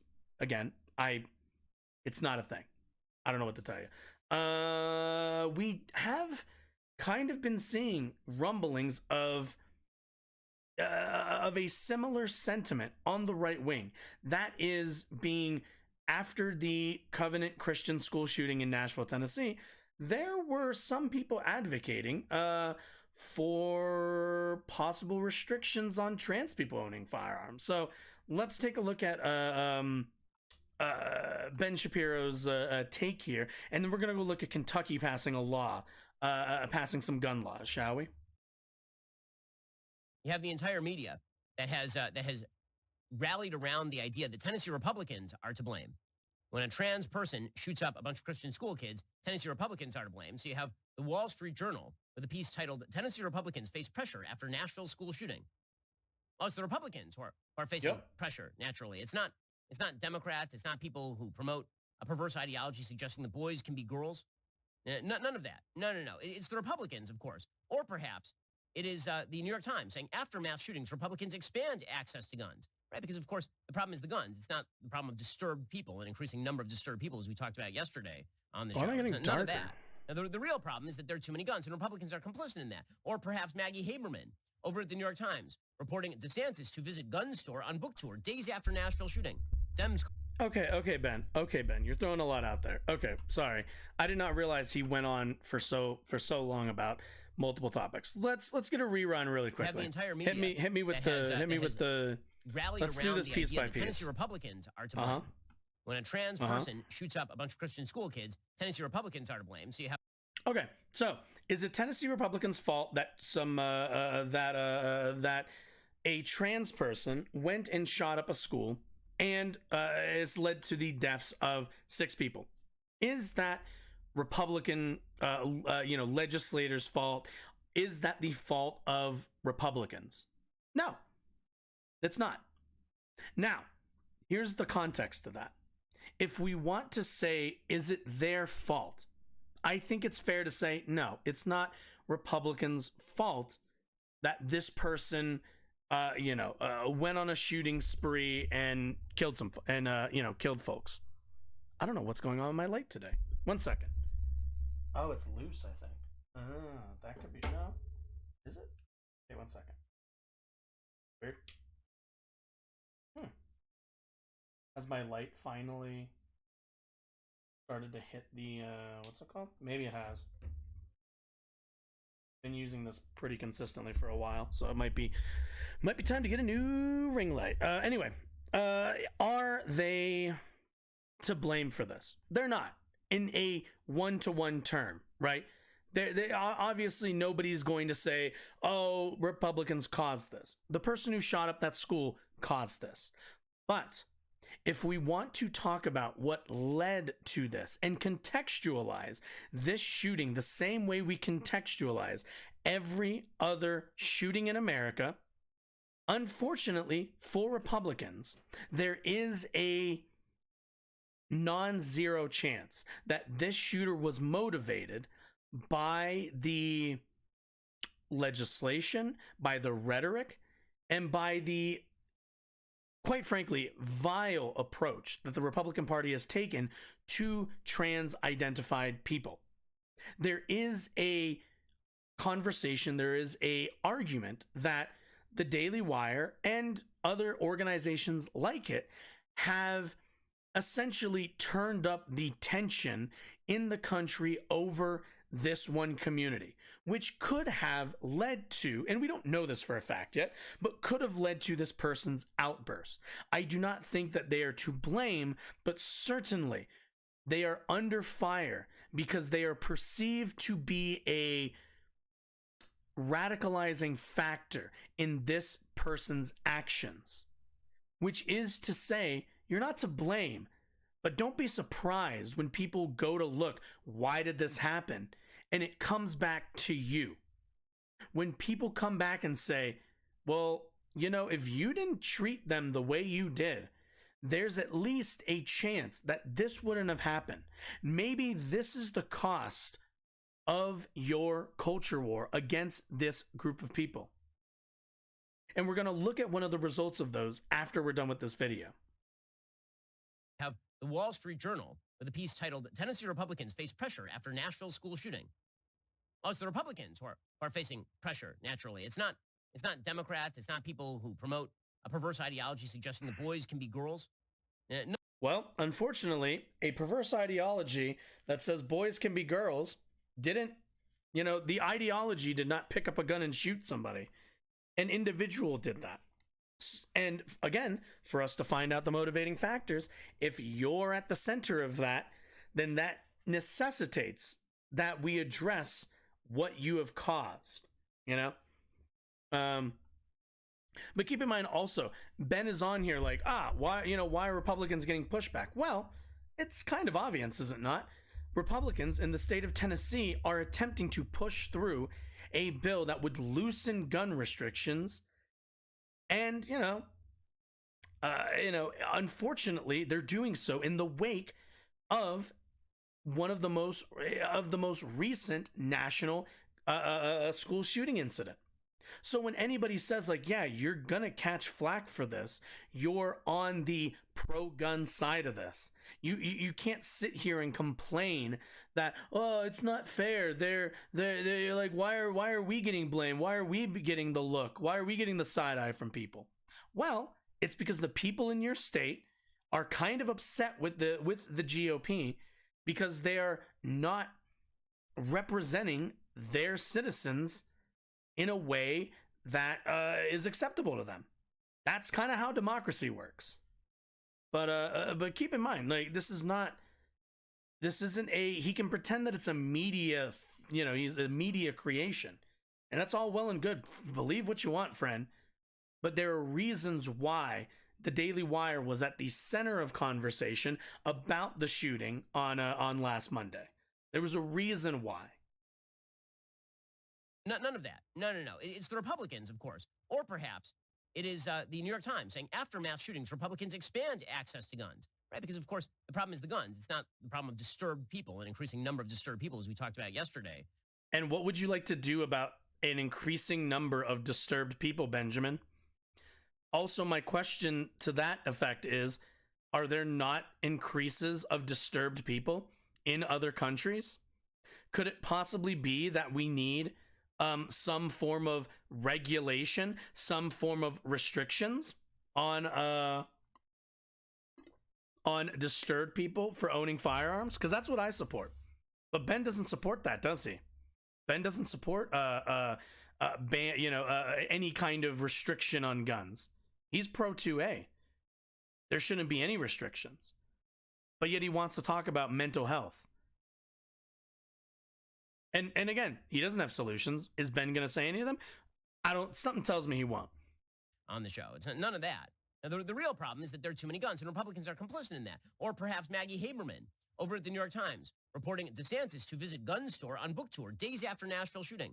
Dems call it beyond the pale. It's now beyond the pale for you to even be in the remote proximity of guns because...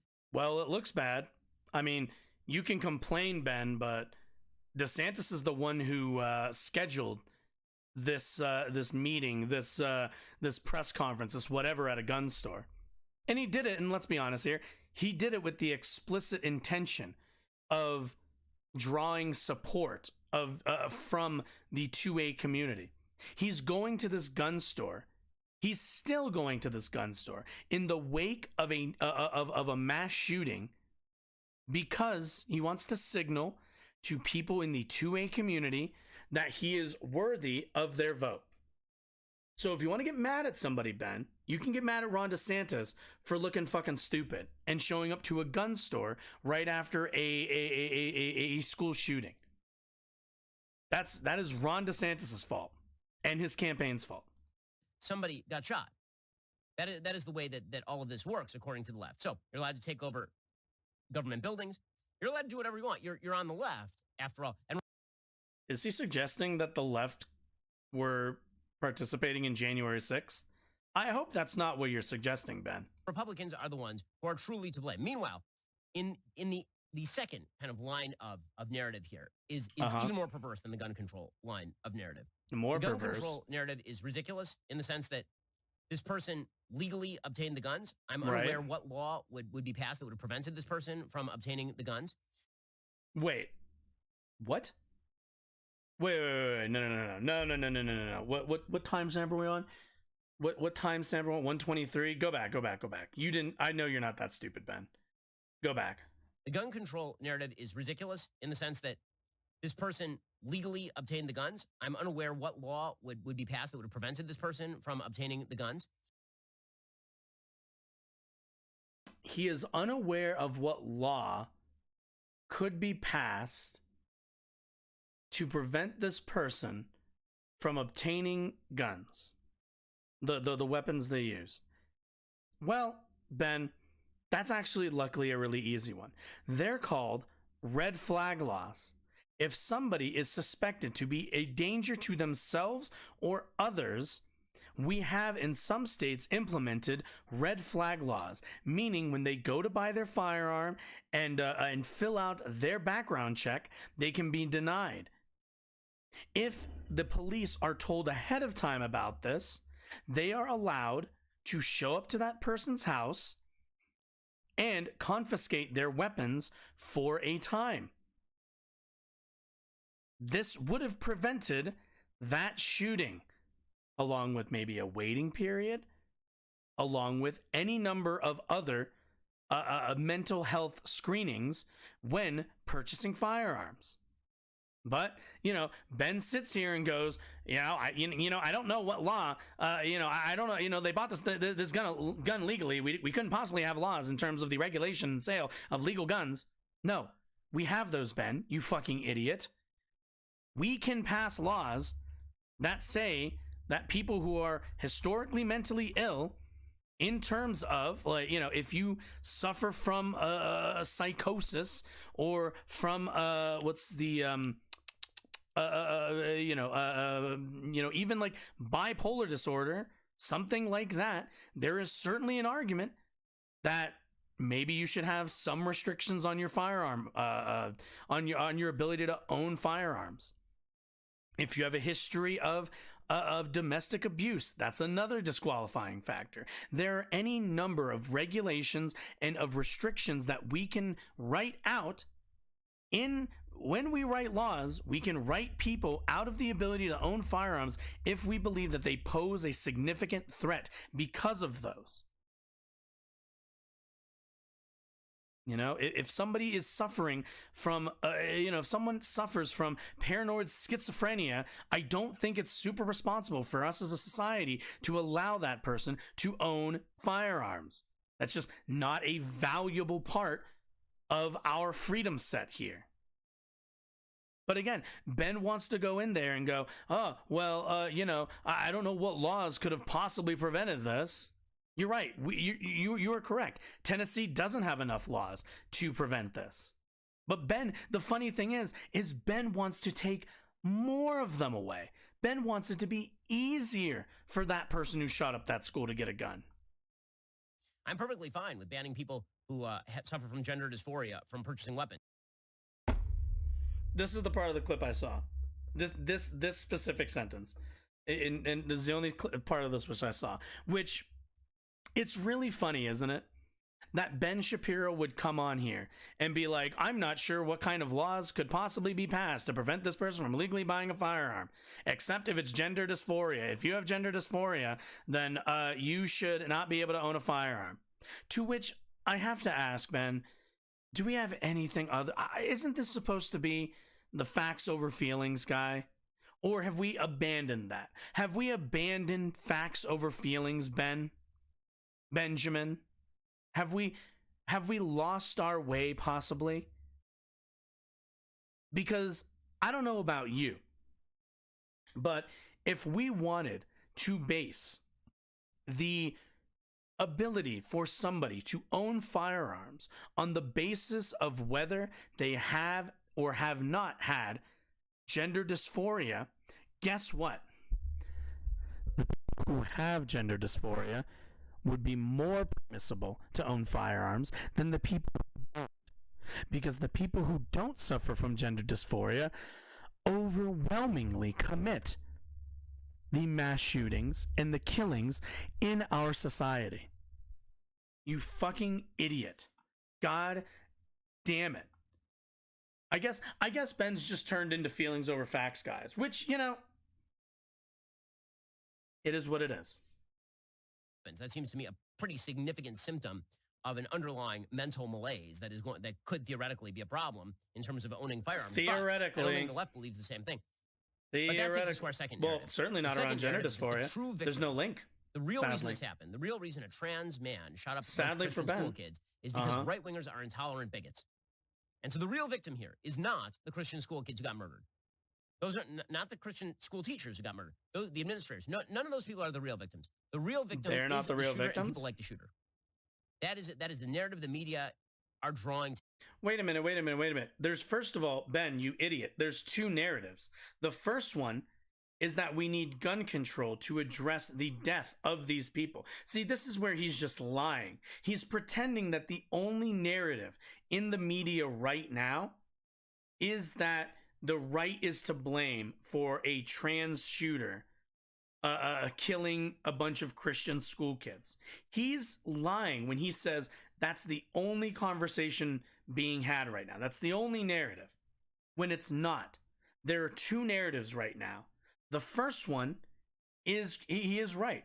The right is partially to blame in terms of the radicalization and the increase in tension for this community and for the communities it operates in terms of the Daily Wire. Absolutely. There is a conversation to be had about the environment that they have created, and now we are seeing the fruits of that violence, or of that environment, through this person's violent actions, right? The second narrative is what we've been seeing everywhere else. It's what I've been talking about this entire time. It's the guns. There are two conversations, and the guns is the one that's getting more play. He's just lying. I hear more about the guns, gun control, gun culture right now after this Nashville shooting. And it's because Nashville and the state of Tennessee is thought to be a rather right-wing locality. So when a shooting happens here and people come out in favor of gun control, it messes with the narrative. The narrative everyone thought would happen was there'd be a shooting in Tennessee, and Tennessee, being a pro-2A state, would stand by their Second Amendment rights in the wake of kids dying. But it didn't. There are thousands of people demanding changes to the Second Amendment relationship they have in their state. That's the bigger narrative. There are people being expelled from the Tennessee House of Representatives for protesting a anti-gun control law. Fucking idiot. An utter liar. Just a fucking liar. Today, and it is just, it's vile. I mean, I'm not sure that I've ever seen the media turn this much in favor of sympathetic stories about a shooter this quickly. Yeah, Ben, well, you know, that's kind of how I felt when the Club Q shooter happened, and how a lot of you found it to be really difficult to denounce that shooter and to not lie about their identity. You know, I remember Candace Owens going out there and saying that the Club Q shooter was trans, and I remember that being completely false, and her never really offering a retraction. Because to these people, they're not interested in truth. Whatever fits the narrative, they're going to run with. But keep in mind, I mentioned earlier the environment that Ben Shapiro, the Daily Wire, and others are creating. And this is the environment. Kentucky passes law that bans gender-affirming care for transgender youth. chants echoed throughout the Kentucky House chamber Wednesday. All his representatives voted on what opponents say is an extreme anti-trans bill. We'll ask for order in the gallery. It didn't come until after police forcibly removed people from the gallery, arresting them. This is hate legislation. Democratic lawmakers on the floor defending the protesters. What you're watching right now is democracy. Yes, these people may be breaking a house rule to not speak in the gallery, but we've just broken all of our own rules by limiting debate on what is the quintessential issue for this session. They spoke directly to Republicans. And you won't listen. You go after everybody's kids but your own. The ayes won. The vote overrode Governor Andy Beshear's veto. The same thing happened in the Senate, which means the bill becomes law. This is not about... Now imagine that. Your state votes for a governor. Keep in mind the governor is a state race, and your Democratic governor wins. And then your House legislature, your state Senate overrides your representative in the governor's office to pass a law that restricts health care to trans youth. Imagine that. And you can see why people are pretty pissed. Anti-trans sentiment at all. Earlier in the Senate, Republican senators explained their vote as protests took place outside. Among other things, the bill bans gender-affirming care for those under 18. And we need to realize we're driving children to a lifetime of irreversible damage. Republicans say it'll protect kids. It's too bad. Democrats believe to say this is a bill protecting children is completely disingenuous.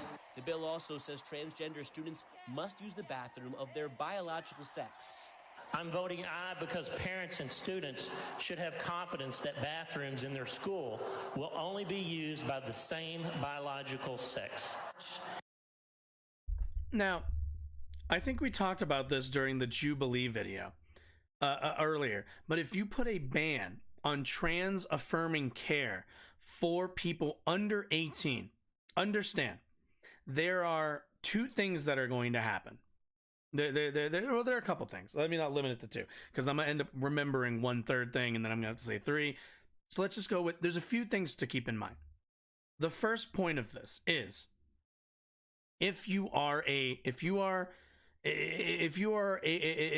trans youth kid, right? If you are 9 years old, you know, you think you're the you know, you believe that you're trans, that you're the opposite gender at heart, all that stuff. If you do not have an avenue to if you have no ability to seek care, what does this mean? You cannot get hormone blockers. You cannot get hormone therapy. You cannot do anything. You are stuck in the body that you do not identify in.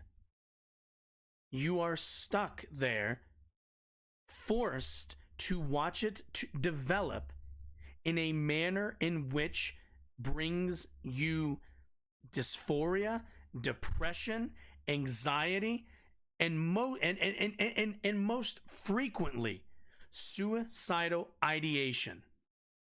What this bill is going to do is offer no recourse for trans youth.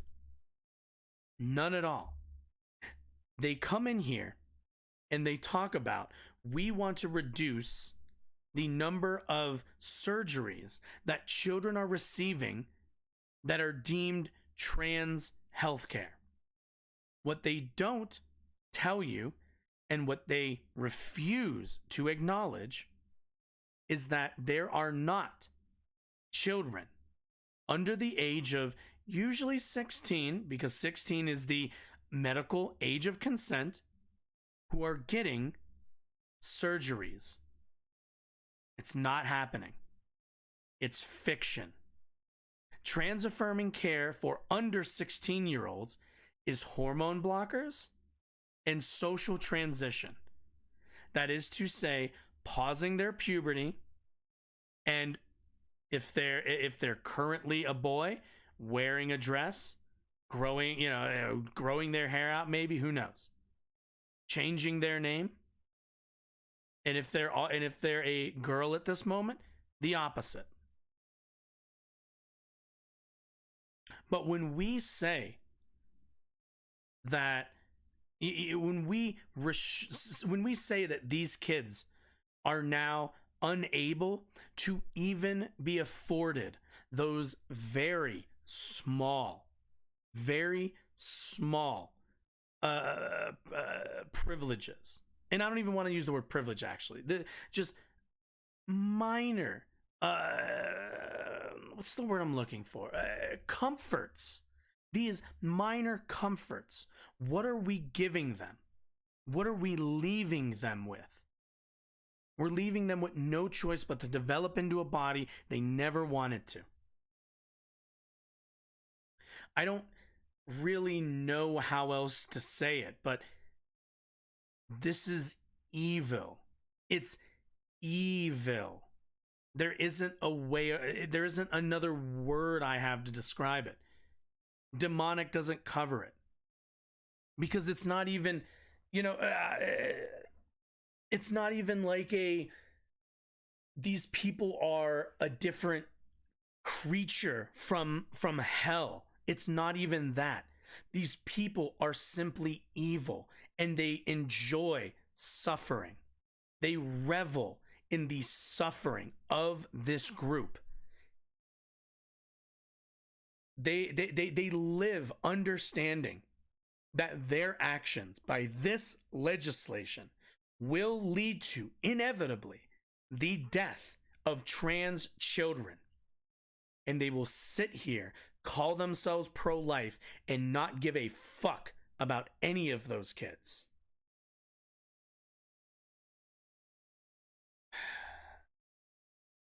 And they'll say that they care. They'll say that they care, and they don't. They just don't. They don't give a shit about other people. Do you honestly think one of these children is going to intentionally let somebody else see them without clothes? Senator Karen Berg's transgender son died by suicide last year. She says Republicans are telling people kids in Kentucky are having sex change surgeries, which she says isn't true. What a boogeyman. That you can't stand up to your own constituents and tell them this has never happened in this state. This is against every medical guideline. They are scaring you on purpose because it's also funny. Keep in mind, they say that, kids are getting surgeries. Point me to the numbers. Honest to God. Point me to the numbers of surgeries. And you know what? None of these legislators can. It's not something that they can do. They can't demonstrate the thing that they're trying to legislate out. they need you scared. Thanks for watching our YouTube. Shut the fuck up. I'm talking now.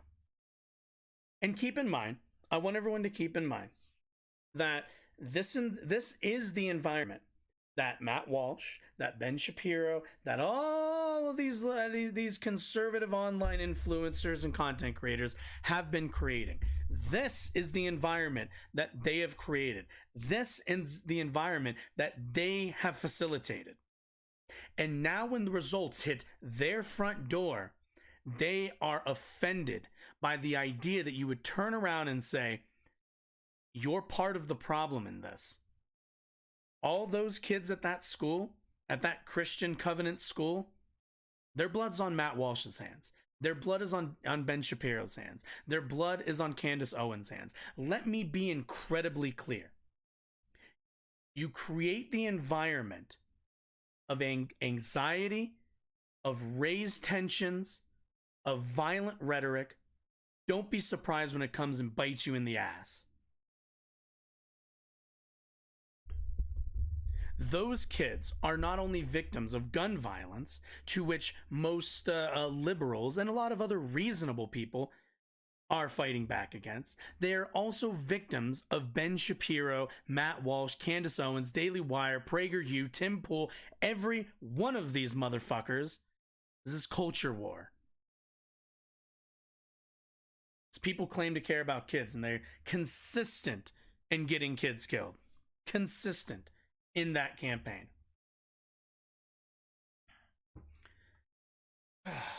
And let me demonstrate that for a moment. Let's demonstrate. So this isn't a joke. Bud Light. Let's demonstrate this really quickly. Let me turn this down a little bit. I'm actually going to turn Candace down a bit as well. Maybe we'll turn this up. I'll stay here. Yeah, we'll turn like this down. Yeah. Let's demonstrate this a little bit also. That was the legislative side. So let's look at the rhetoric here.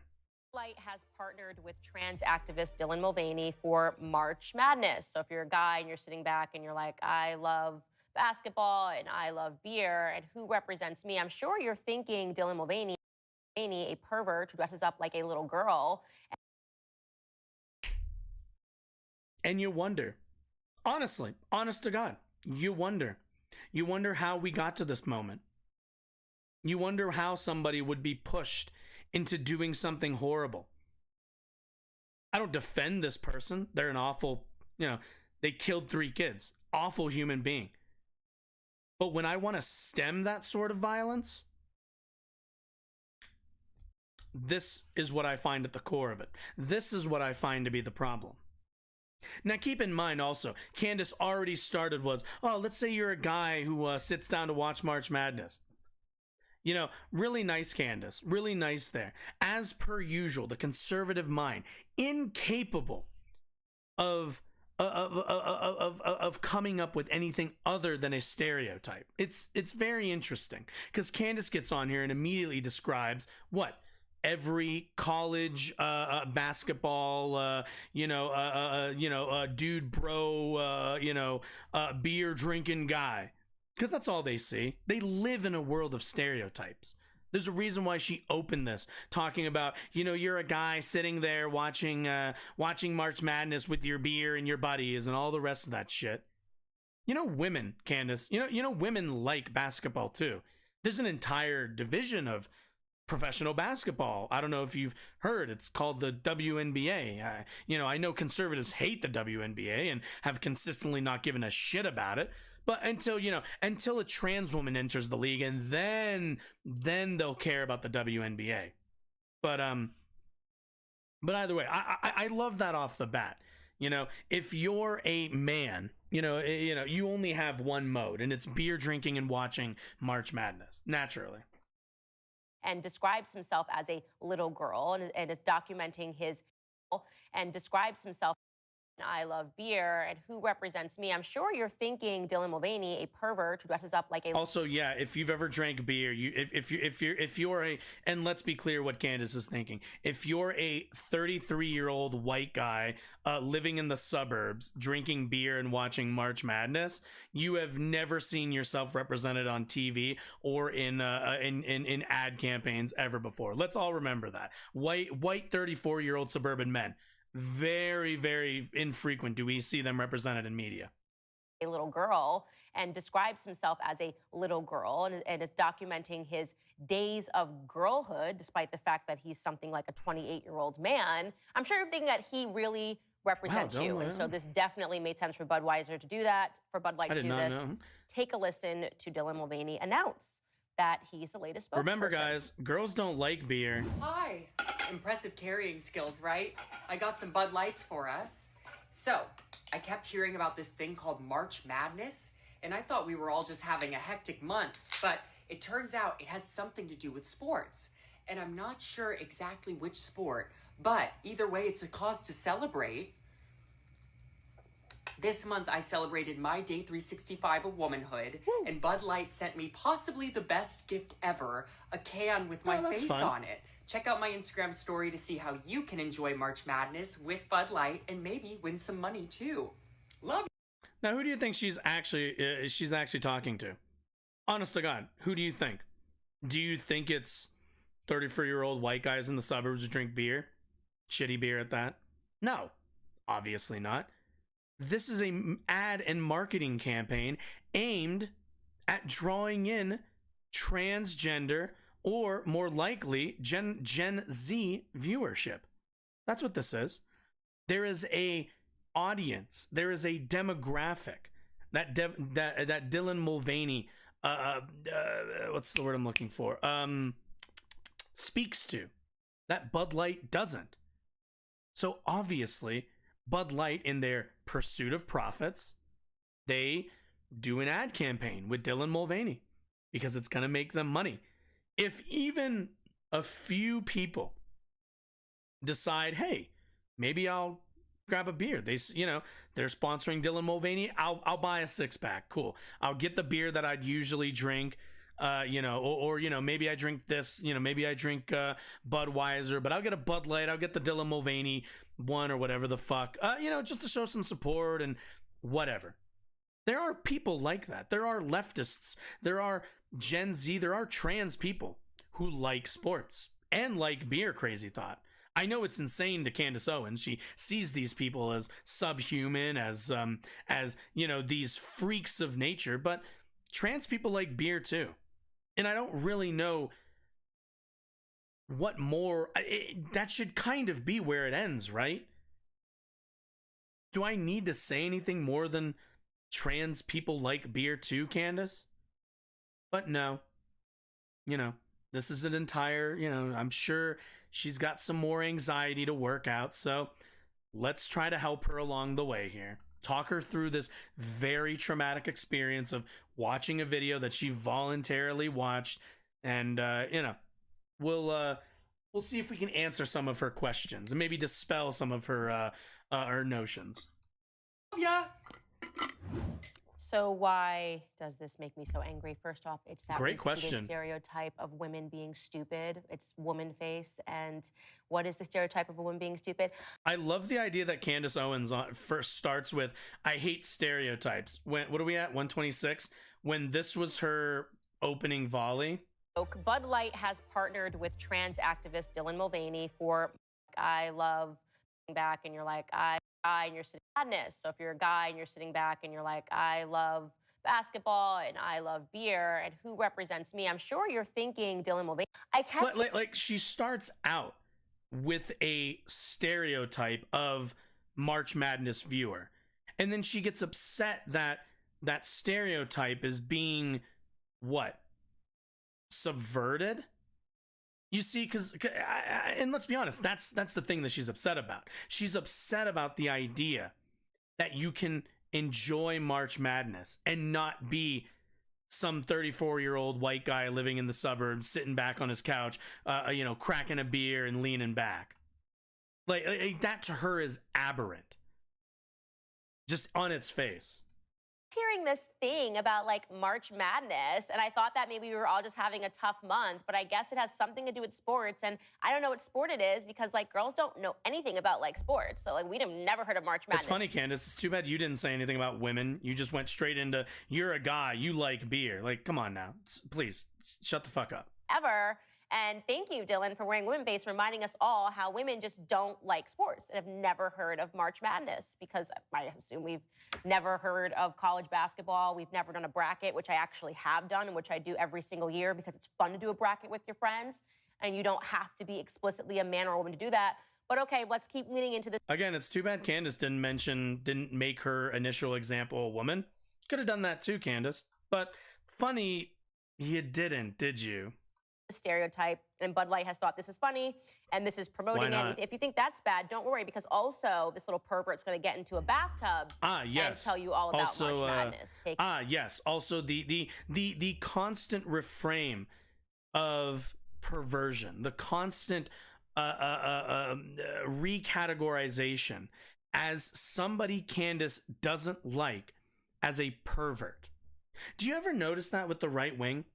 Nobody is ever just dishonest these days. Nobody's ever just wrong about something these days. Do you notice now we've seemed to gotten into a political environment where everybody, if you disagree with the right wing, is a pervert, is a rapist, is a child molester, is all of these things.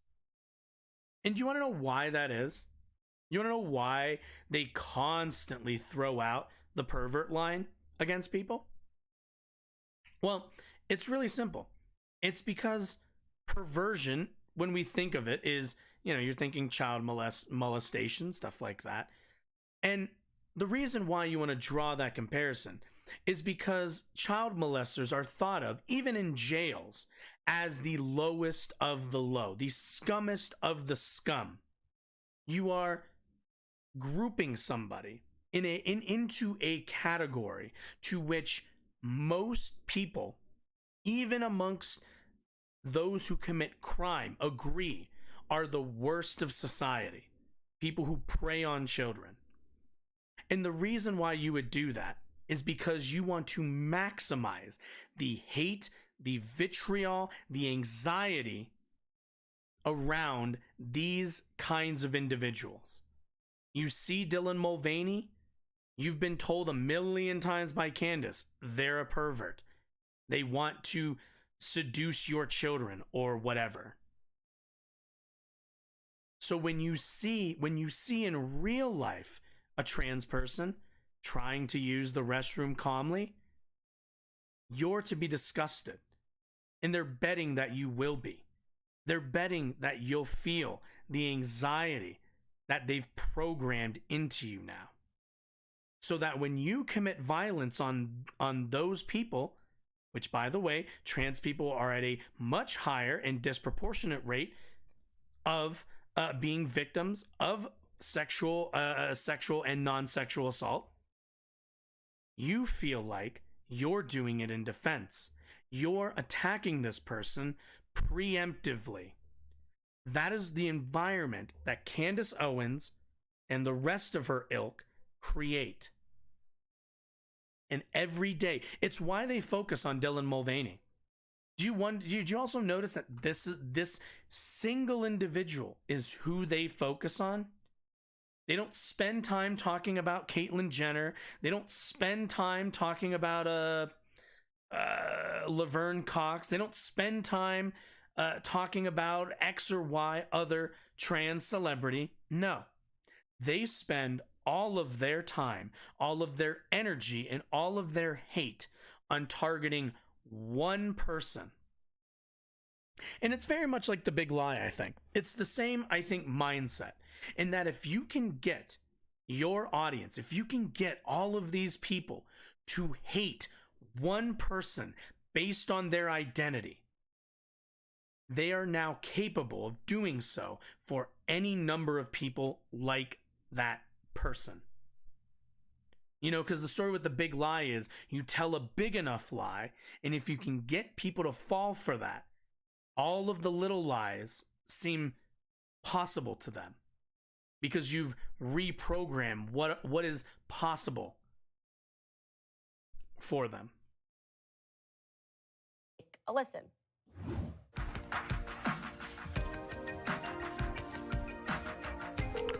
We thank you for your patience. Wonderful. There, in case you're listening to this podcast and you are not watching it, it's just Dylan Mulvaney splish splashing in a bath with bubbles, because everybody knows girls love bubble baths and Bud Light and dancing. And people... You're right. We've never seen girls or bubble baths or Bud Light in the same context. Totally a new concept for Bud Light. Should be upset about this. I have to ask the question, who is the intended audience? Again, men that participate in March Madness, women that participate in March Madness. Who is the intended audience when you see this pervert in a bath living out his fetishes and his fantasies as a little girl? I don't know why they're doing this. It begs the question, who made the decision? Is this a diverse... What did I say earlier, guys?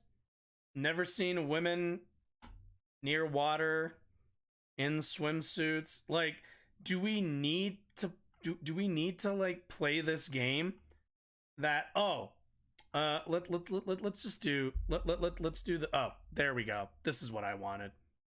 Jeez guys, can you believe that Bud Light would put a woman in a bath with bubbles and Bud Light? Can you believe it? This is a totally new innovation that the transgenders brought us to beer advertisement. You fucking idiot. You're so goddamn. Oh my god. Candace is so fucking stupid. Oh. I actually have a minor headache because I just can't with these people. When they're not being dishonest, they're just being idiots. It's like they have two fucking speeds. Dumb fuck and just straight up lying. It's just, god damn. We're gonna read the comment section afterwards a little bit because I want more fucking torture, but still. Diversity, equity, and inclusion person, or did somehow Sam Adams, a different beer? Sorry. The only beer I drink is Sam Jackson. It begs the question, who made the decision? Is this a diversity, equity, and inclusion person, or did somehow No, that's not. people should be upset about this? I have to ask the question, who is the intended audience? Okay, Candace. Here's where Candace. See, Candace is one of those people. You know that Candace isn't actually smart because she's in the position that she's in, right? Candace works for the Daily Wire, gets paid millions of dollars to, spout the same anti-LGBT, pro, white supremacy talking points that, the Daily Wire wants her to push, but just do it with a black face. That's the entire purpose for her, right? But you know that she's actually a dumb fuck. And the reason you know that is because she would ask such an asinine question. Who is this for? Well, obviously not for you, idiot. You already do a bracket. Obviously not for 34-year-old man in the suburbs drinking a beer sitting on his couch. He already watches it.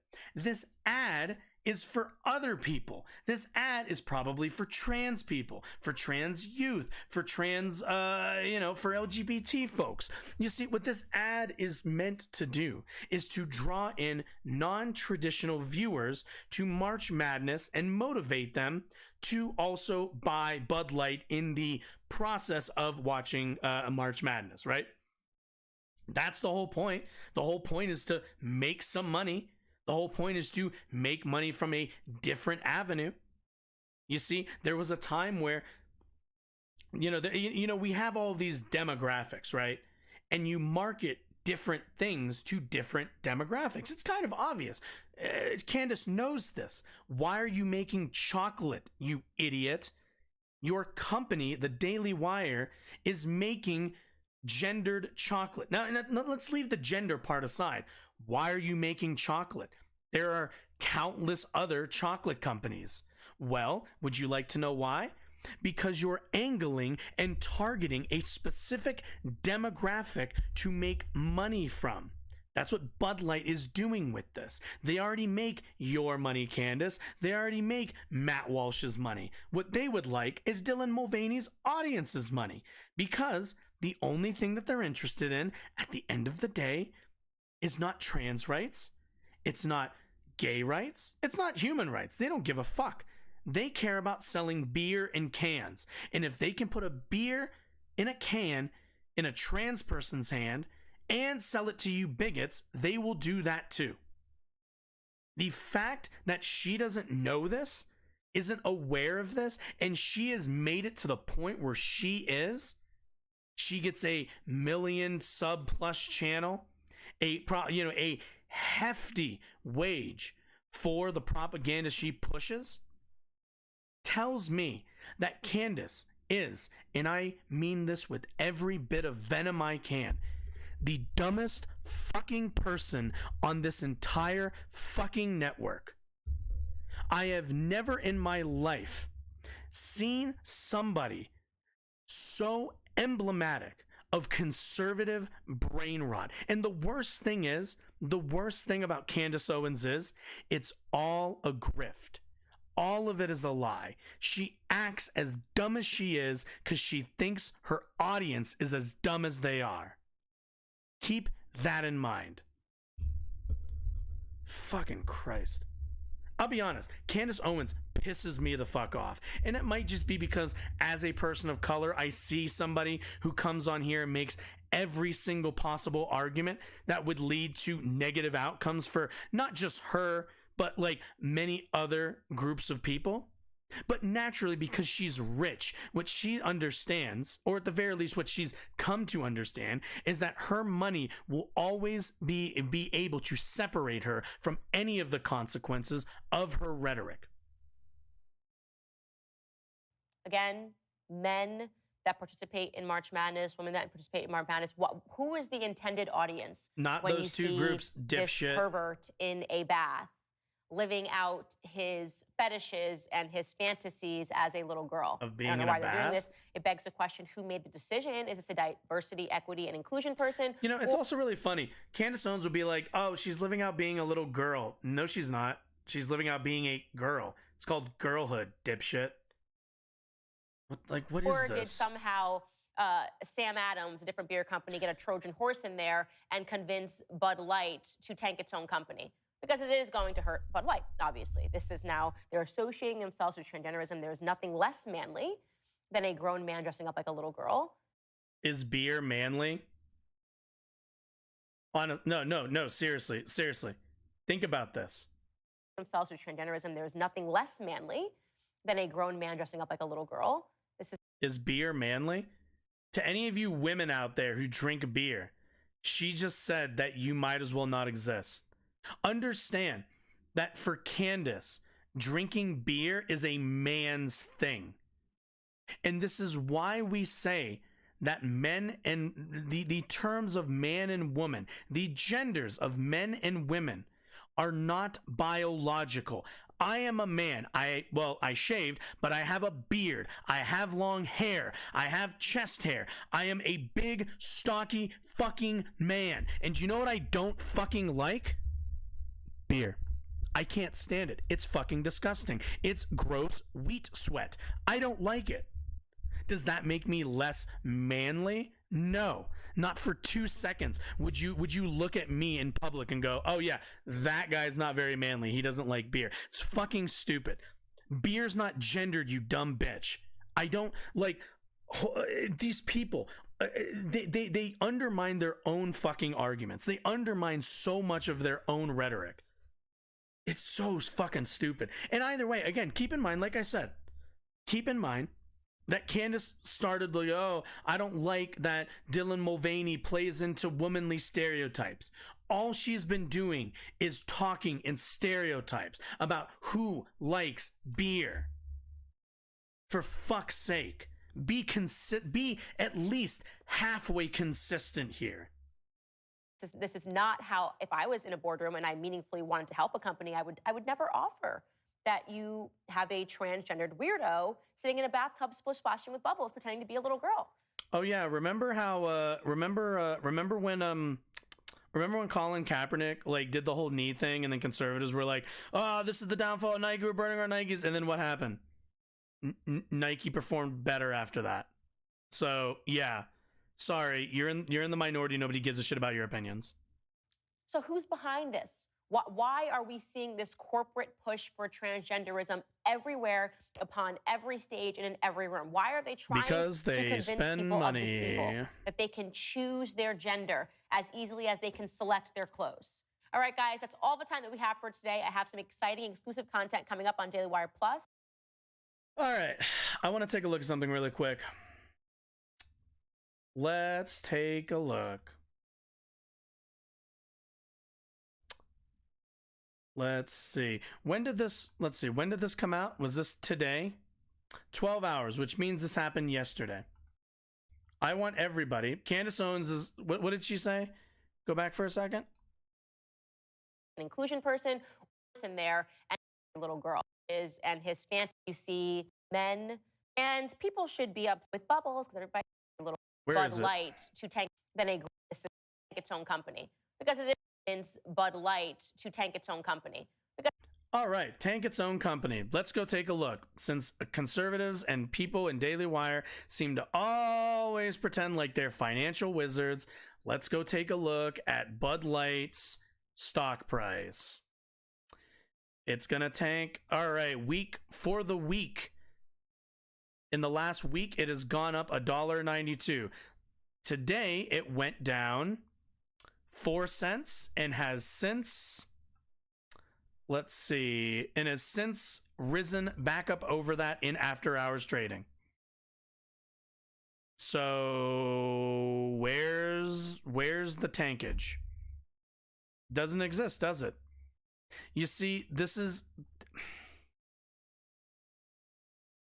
people are just liars. They're dishonest.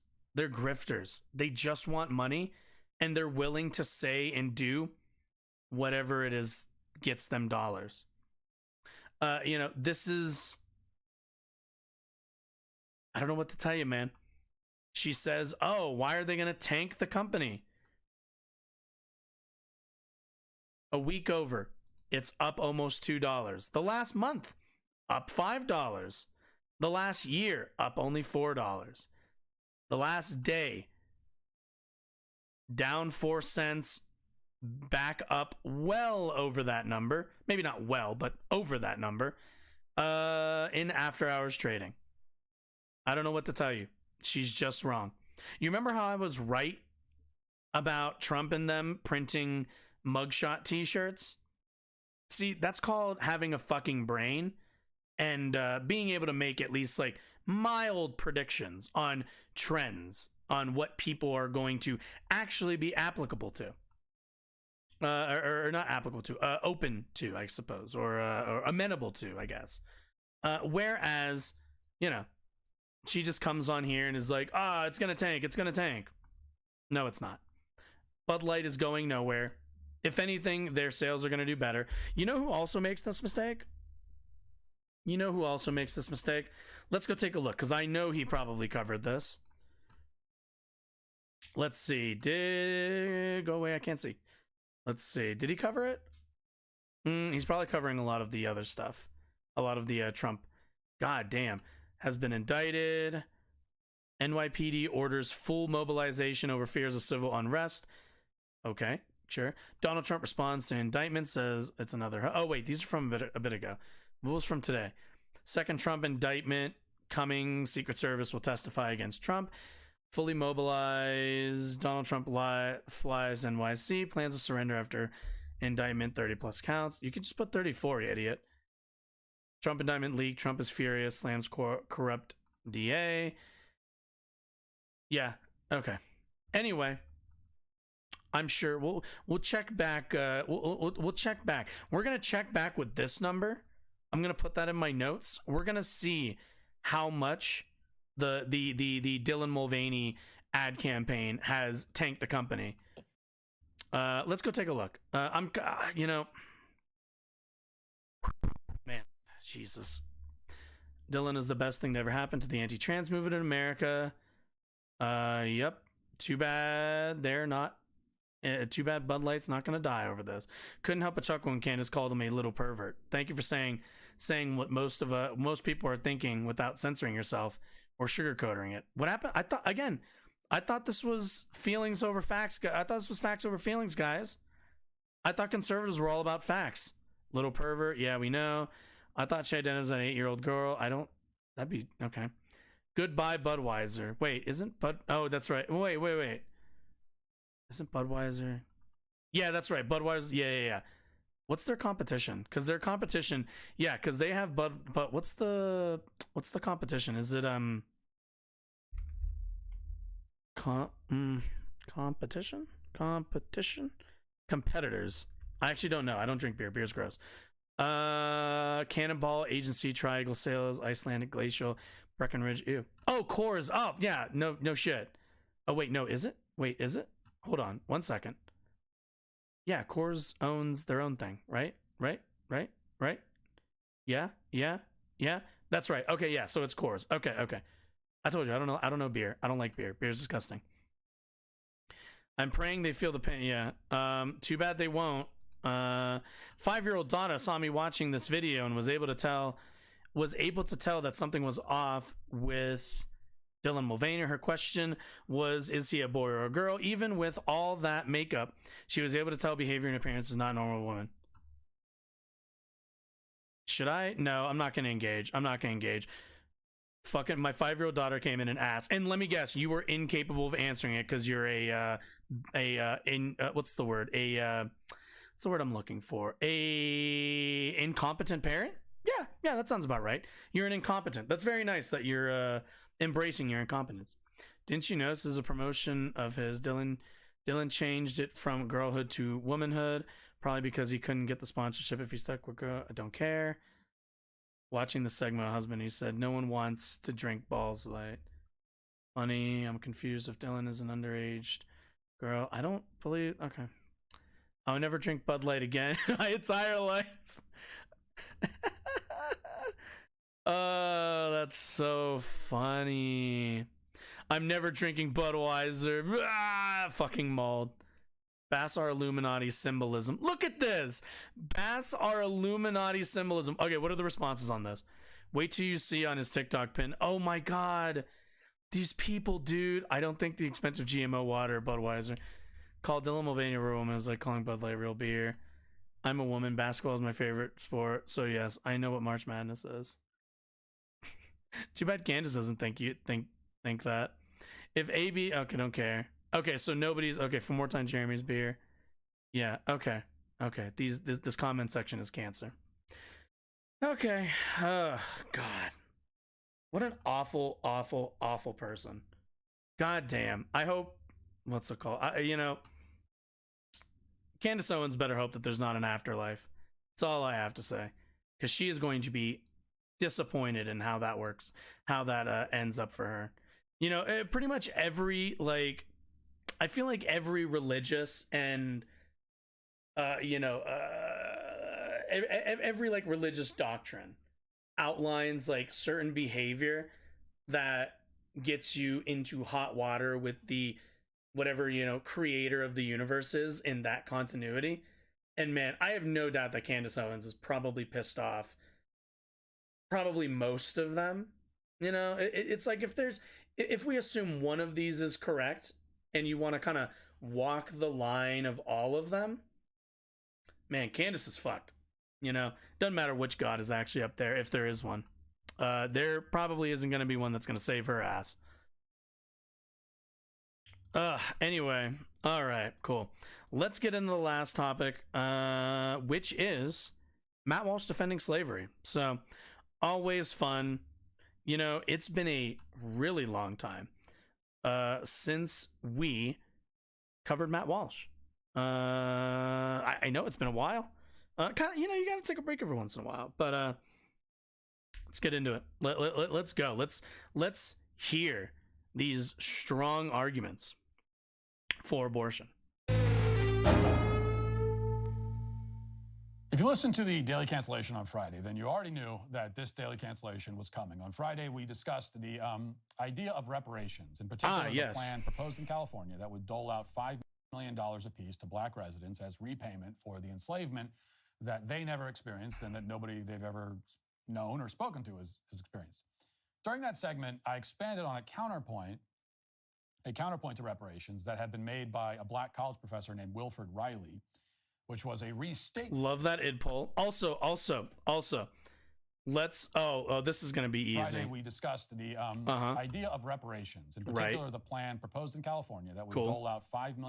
I believe this is San Francisco. Black residents as repayment for the enslavement Gotcha. that they never experienced and that nobody they've ever known or spoken to has experienced.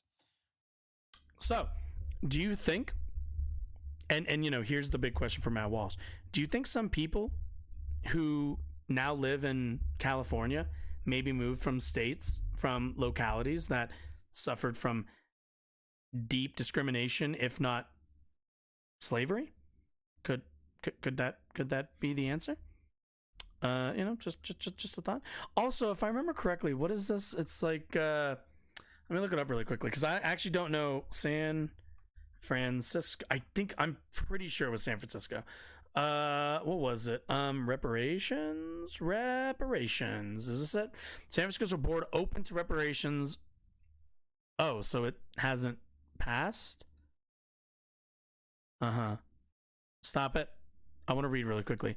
A draft reparations plan released in December is unmatched nationwide in its specificity and breadth. Cool. Payments of $5 million to every eligible black adult the elimination of personal debt and tax burdens, guaranteed annual income of at least $97,000 for 250 years, and homes in San Francisco for just $1 a family. These were some of the more than 100 recommendations. Wait, it's a recommendation? So what the fuck are we talking about? Board of Supervisors hearing the report first day Tuesday. Who cares? Several supervisors said they were surprised to hear pushback from politically liberal San Franciscan, apparently unaware that the legacy of slavery and racist policies continues to keep Black Americans, whoa, crazy. Yeah. Those are my constituents who lost their minds about this proposal. It's not something we're doing or we would do for other people. It's something we would do for our future or for our future, for everybody's collective future. Supervisor don't care. Draft reparations plan released in December is unmatched. Committee hasn't done an analysis of the cost of the proposals, but critics have slammed which leans conservative. An estimate from Stanford University, which leans conservative, has said the costs for each non-Black family in the city at least has said it would cost each non-Black family in the city at least $600,000. Keep in mind that doesn't mean that they're going to lose $600,000. It's that that's where the tax dollars would go. Tuesday's unanimous expressions of support for reparations by the board does not mean all recommendations will ultimately be adopted as the body. Right, so it hasn't passed. Some supervisors said previously that the city can't afford any major reparations payments right now, given its deep deficit amid a tech industry downturn. Tinish Holland's vice chair, African American Reparations Advisory Committee, alluded comments, don't need to impress upon the fact that we're still setting national precedent here. Okay, cool. The idea of paying compensation for slavery has gained traction. Cool. In San Francisco, Black residents once made up more than 13% of the city's population, but more than 50 years later, they account for less than 6%. 38% and 30% of it's homeless. Oh, geez. Shocking there. Fillmore District once thrived. Okay. Fewer than 50,000 still live in the city, and it's not clear. Okay. Critics say, okay. Advocates say the view ignores wealth, data, and historical evidence showing the long U.S. officials ended the 1865 government policies and practices work to imprison Black people higher rates. Yeah. So, yeah, it hasn't passed. It's a recommendation. And that's pretty much it. Yeah. Yeah. Okay. So, yeah, not nearly as crazy as even I remember it being.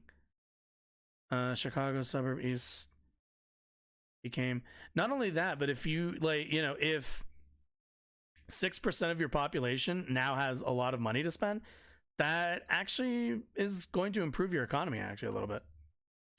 Let's say it has been taken up at the federal level. Okay.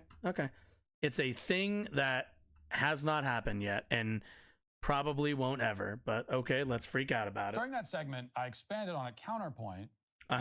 A counterpoint to reparations that had been made by hit me with the id poll. Professor named Wilford Riley. Yep. Put a Black person in front of you to. Why didn't you just say Candace said it? If you're going to hold a Black person up in front of you, proposals to are incoherent because they rest on the speculative notion that descendants of slaves are in a worse place today than they otherwise would have been if their ancestors were never enslaved. Ah, yes. Oh, I love this. So what you're telling me is that Black people who were sold to plantation owners through the transatlantic slave trade we're not sure if they would have been better off if they just immigrated here. Maybe they're better off that they were property. Maybe being property was better. Did we ever think about that? Okay. Now, if this speculation is not accurate, if they are not in a worse spot, then there's nothing to repair.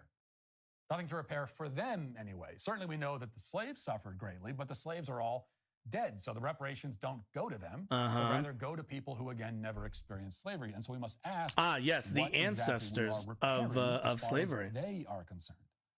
According to this argument, which I find compelling and interesting, naturally, the more plausible speculation is... I mean, let's be clear here. Matt Walsh has never heard a conservative argument spoken by a Black person that he didn't like. That, in fact, the ancestors of slaves are in a better spot today, not worse, because of slavery. This doesn't justify slavery or make it okay.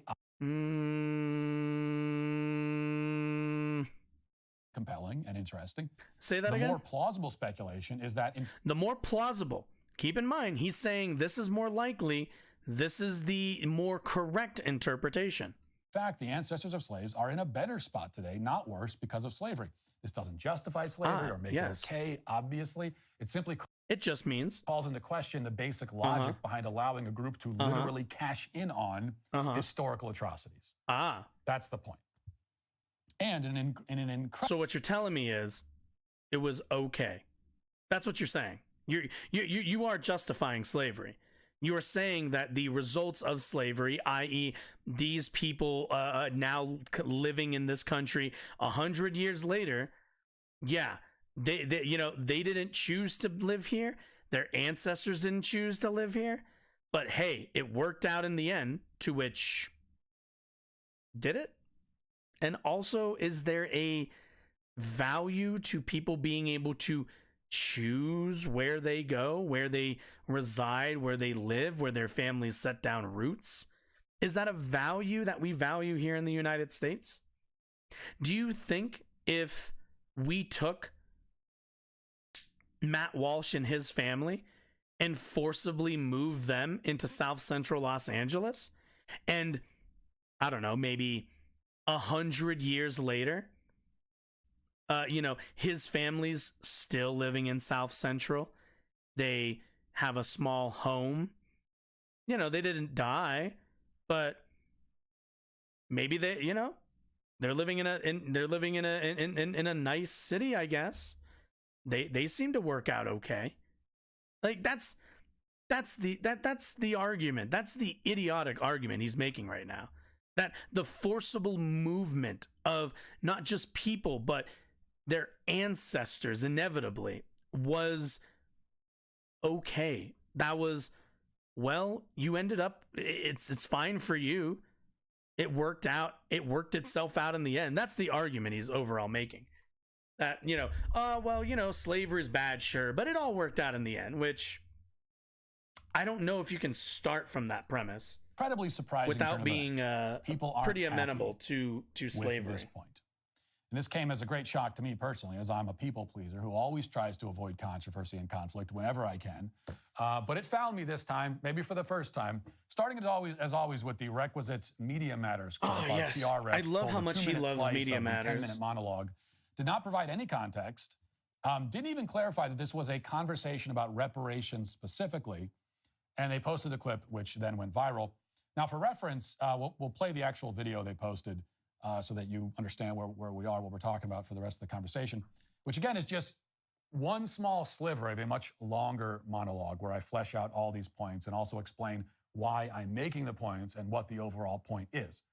But Media Matters never bothers with silly things like context, and they also know that the drooling hordes who get worked up by out-of-context clips also aren't going to stop to wonder about the those context. Darn clip chimpers. So with that in mind, understand. Like Matt Walsh leans into this because most conservative pundits have utterly hated Media Matters over the pretty much inception of their organization, mainly because they mostly repost and simply kind of contextualize the stuff that conservatives say that might fly under the radar and kind of tries to signal boost a lot of the worst takes that they have. They're a media organization.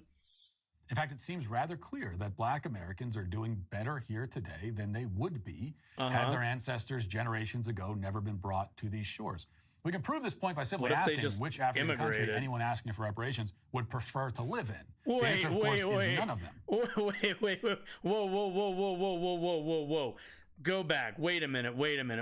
Had their ancestors generations ago never been brought to these shores. Okay. We can prove this point by simply asking which African country anyone asking for reparations would prefer to live in. Which country a person wanting to receive reparations in Africa. So you're telling me that we know that African Americans here in the United States are doing better because they would not freely choose to be respawned suddenly into a African nation for which they identify with with very few of the customs, certainly not the language, nor the culture, the climate, the any of this stuff. What is this? What? Yeah, no shit. If you asked me, Josh, you know, you complain about the United States all the time and about how our structures and systems aren't functioning properly. Why don't you? This is, and let's be honest here. I say that and I just thought of it. This is just the go back to your country then argument. That's all this is. This is the, if you don't like it here, go back to your country. Never mind that I don't speak Spanish. I don't know any of the customs in Paraguay. I don't know any of the people there. I don't have relatives. I don't have family. I don't have any roots there.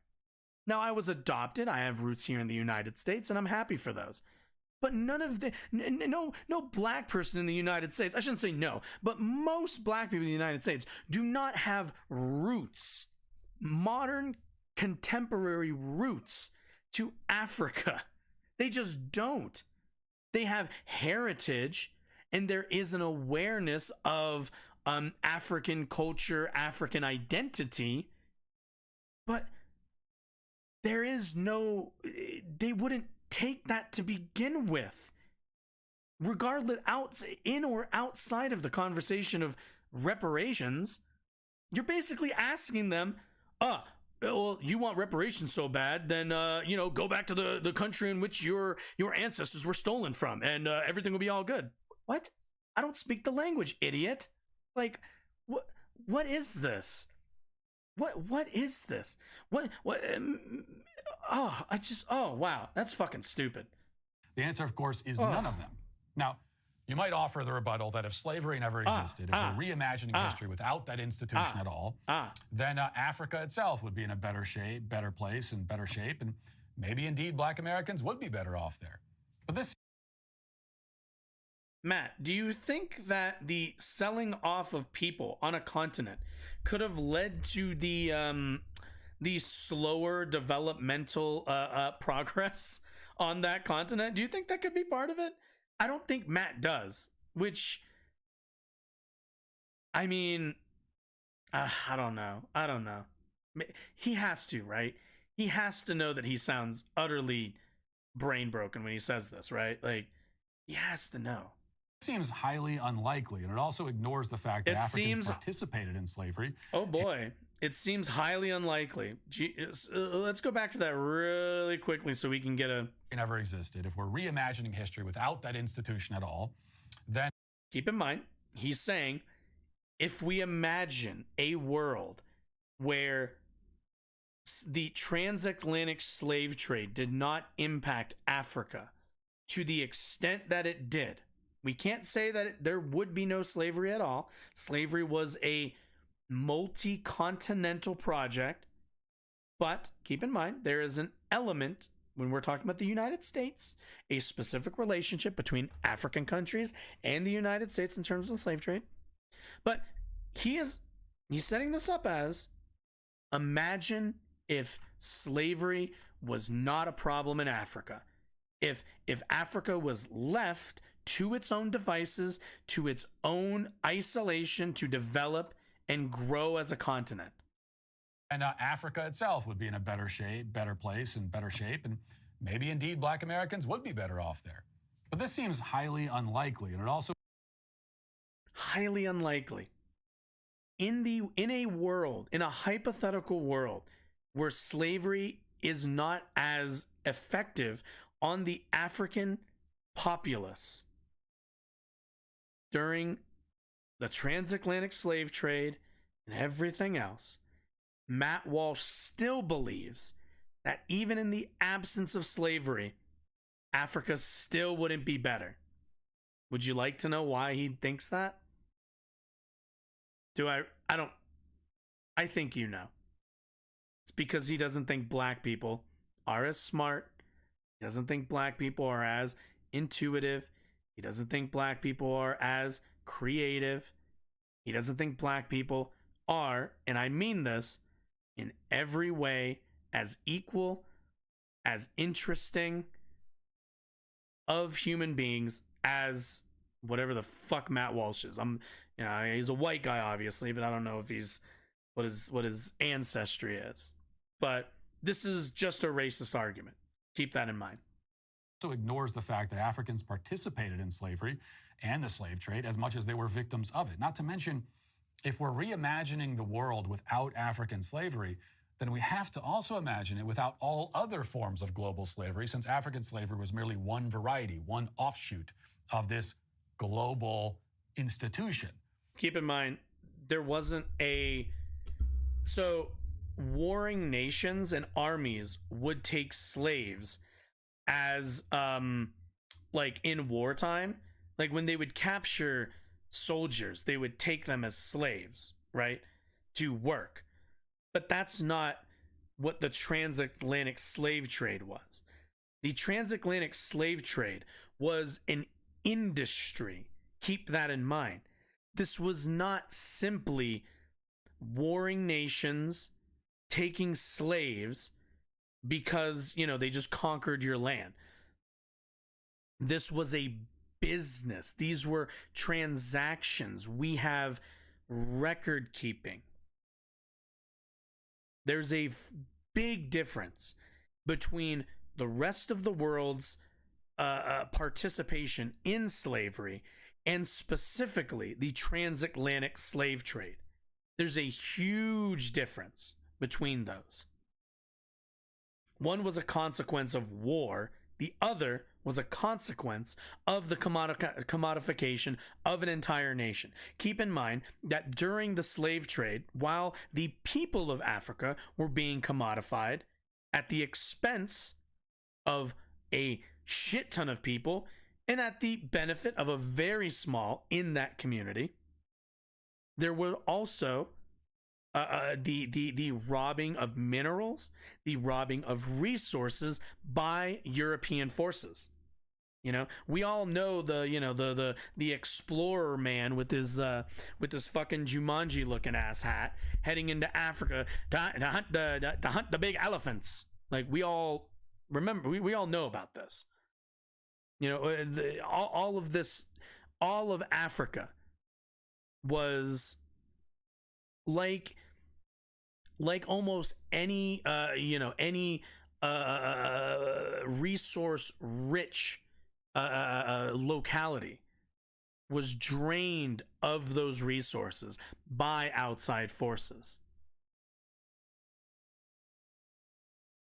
Can you imagine if in Africa they were selling the precious gems, the oil, everything else that you find on that continent, selling all of those things to the benefit of African societies, not to the benefit of business owners, of kings and queens, of all the rest of these things from Europe.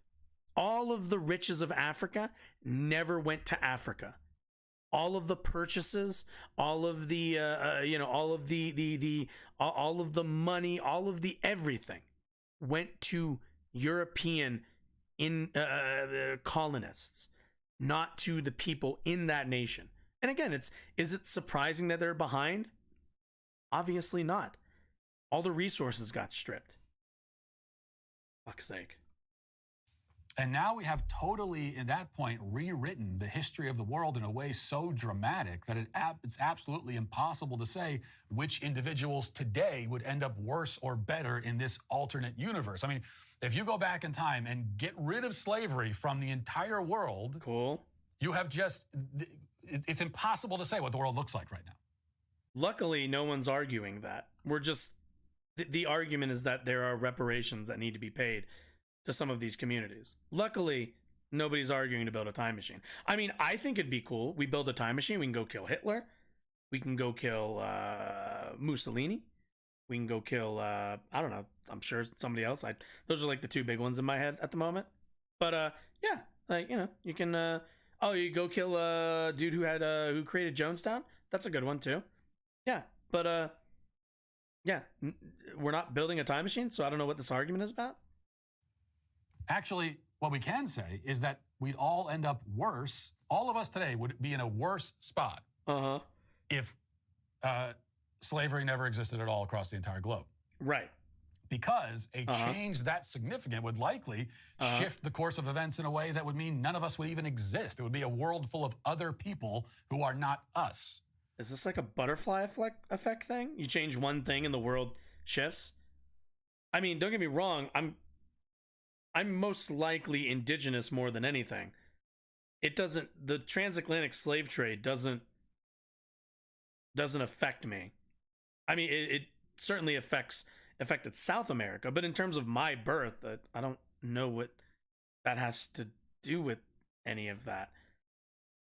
So I know that I benefit today from virtually everything my ancestors did and everything did to them, because if any of that had not happened, it's got to be nice that I never would have come into being. It's really, God, I'm stopping so much just because he's making so many dumb fucking points. Well, it's really nice, Matt Walsh, that you get to add the whole part of, you kind of slipped in the did to them, because in your mind, nobody did anything to your ancestors. The way you see it, your ancestors conquered these lands and, ended up on top doing all this stuff.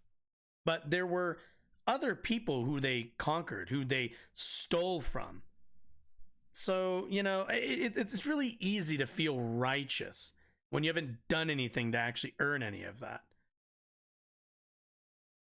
And as I see it, I benefit from being if the other option is not being.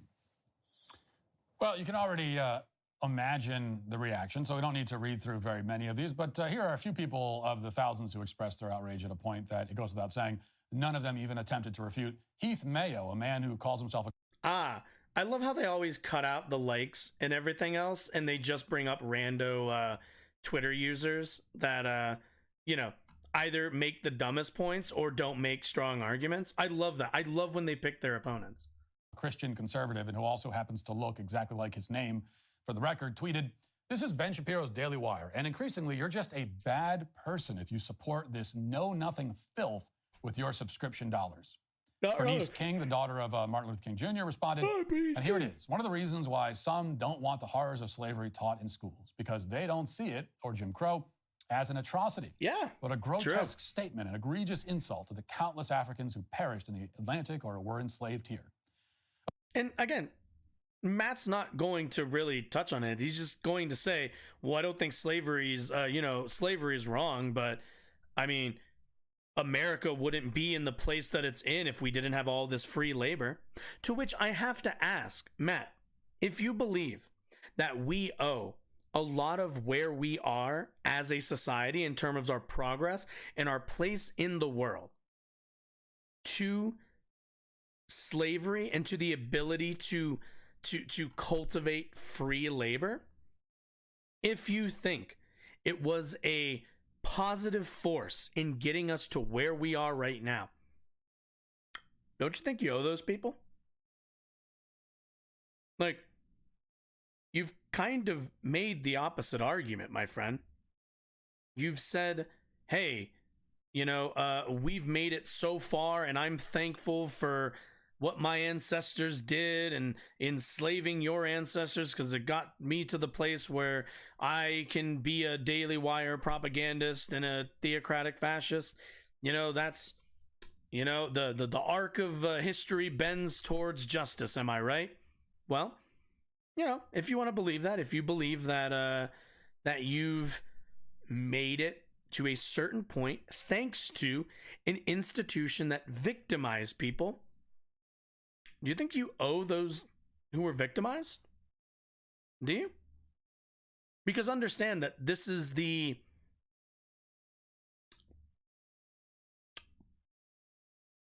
imagine, if you will, the Holocaust. Now, what if the Holocaust, World War II, all of it, didn't happen? Would the United States be the thriving superpower that it is today? I don't think so. Certainly it helped in our development post World War II that many other countries, industrious countries, were recovering from the war, and in that time frame we were able to establish our dominance on the world stage. Only now that there is global competition in many different markets have we seen that the United States wanes a little bit. We're still the global superpower, certainly the leader in terms of economics, but we have the rise of China since the end of World War II. The EU, Britain, and all them have built themselves back up. Japan has become a strong manufacturing hub. So the question really is, was the Holocaust good under this mindset? No? Was it just kind of, should people be proud of where they are? Because, there are Jews who fled Germany, fled Poland to come to America under duress. Was the Holocaust better for them? They come to America. America's better than Germany, most would say. Under this logic, under this kind of thinking, that's the only conclusion you'd be able to draw. That the Holocaust was fine, was, not all, it's just a fact of history. Because the people who are affected now, they were never in concentration camps. But, they live in America now and they're doing better than otherwise. And that person made a good point that, Ben Shapiro lets this kind of shit on his platform. Yeah. Holocaust seemed to work out for a lot of Jewish people. A lot of Nazis will say. So, they got Israel, they got their own state, they got their own thing going. Maybe it was justifiable. That's what Matt Walsh is arguing. Again, every time you hear arguments from these guys, I'm not going to say flip the scenario, but apply it to a different scenario. And you'll kind of see where you go, oh, I don't know about that now. That doesn't sound as good when you say it like that. Of course, race hustling shill Roland Martin got his 2 cents in. This analysis by Matt Walsh is the dumbest you'll ever see. This idiot wants to opine about the condition of Africa, yet makes no mention of racist white colonialism. Hell, racist whites redrew the boundaries of Africa at the 1885 Berlin Conference. What an Wajahat Ali kept it simple. Pro-slavery, eh? Hell of a plot twist. A guy named Ryan McMakin Is it a plot twist? Walsh has been good on exposing the dumbness of the whole men can be women thing, but there are not words sufficient to describe how stupid this statement about slavery is. Just a random the argument dude. is a sort of arcane, trivial mental masturbation I would expect from a college freshman philosophy major. And given that his apparent point here is to basically say, stop saying slavery was so bad, it's a totally bizarre hill to die on. Certainly And there was also a lot of stuff like this. When Matt Walsh eventually dies a hopefully incredibly horrific, painful death, true, it'll be very cool watching people celebrate. I will be in the streets. With that last one. Not the bit about hoping I die painfully. I prefer not to die painfully. But the second part, I know that many people will celebrate my death, and I take great pride in that. If I spent my life fighting... Stop whining. Stop whining. 2 thoughts to be precise. First, predictably, everybody in the outrage mob accuses me of arguing that slavery wasn't bad or that it wasn't an atrocity or that it was actually good. I didn't say any of those things. Matt. It's like you've never heard the word implication. It's always so lazy with. I will say that he's honest a lot of the times, but when he's not, he's just lazy because he just said I didn't say this exact word, these exact words, and it's always like, dude, can we move on from the. That's, I didn't say this exact thing. Like, can we move on? I know you didn't say slavery was good. You just said that slavery resulted in some people ending up in a better place than they would have, which means there was a good outcome to slavery. which means you're defending slavery. You are advocating, you are giving space to the institution of slavery to be positive. You are trying to reframe slavery as a positive force in some people's lives. I imply or suggest them. In fact, I refer to slavery as an atrocity in the very segment. Pitchfork Mob accuses me of holding the view that slavery wasn't bad. What they mean is that all I'm allowed to say about slavery. You're allowed to say whatever. You have a giant YouTube channel and you don't get censored. Your videos don't get taken down. Stop bitching about what you're allowed and not allowed to say. I'm sorry. Did the police kick down Matt Walsh's door after that segment and arrest him? No. So shut the fuck up with this. I'm not allowed to say this. I'm not allowed to say that. Here's what you're actually not allowed to say. All of that without pushback.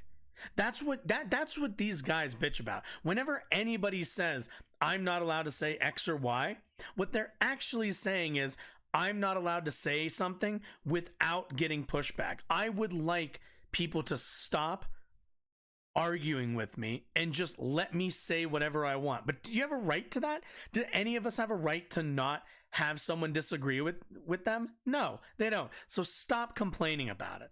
All conservatives, all Republicans, all you motherfuckers, because you're the motherfuckers that do this more than anybody else. All of you. Enough with the what I can and what I can't say bullshit. You all say it all the time. You all say the shit that you want to say. Nobody is arresting you. You're getting pushback. How about you come up with a fucking argument instead of complaining about the existence of a contrary take? God damn. Is that it was bad. Okay? They want us to talk about slavery. They definitely want us to talk about it. They want us to harp on it. They want us to go on and on about it, just like they do. No, I would just but the like only you to thing cover we're it in ever allowed schools, to that's all. say is some variation of it was bad over and over and over again. If you try to move on to the next sentence, it was bad, end of sentence, and then continue and say something else about it. If you try to... Well, it kind of depends on what that is, doesn't it? Articulate some other thought. If you try to say anything else about it, you are automatically guilty of thinking that it's not bad. Well, yeah, when you frame it in other words, a if positive it light. was bad isn't your only thought about slavery, then you don't have that thought about it at all.